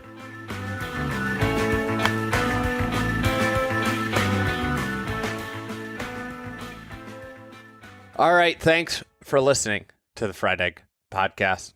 Big thanks to Matt Ruchis and PJ Clark for tag teaming the production on this one. It was a big one. Big thanks to Tom for doing it. And big thanks to you guys for listening all the way to here. We will be back next week. We'll probably be focusing in on pro golf. I think I'll be joined by Kevin Van Valkenburg and Joseph Lamagna to break down some big stories going into 2026. And can't wait for the year. And thanks to you guys. We'll talk to you next week.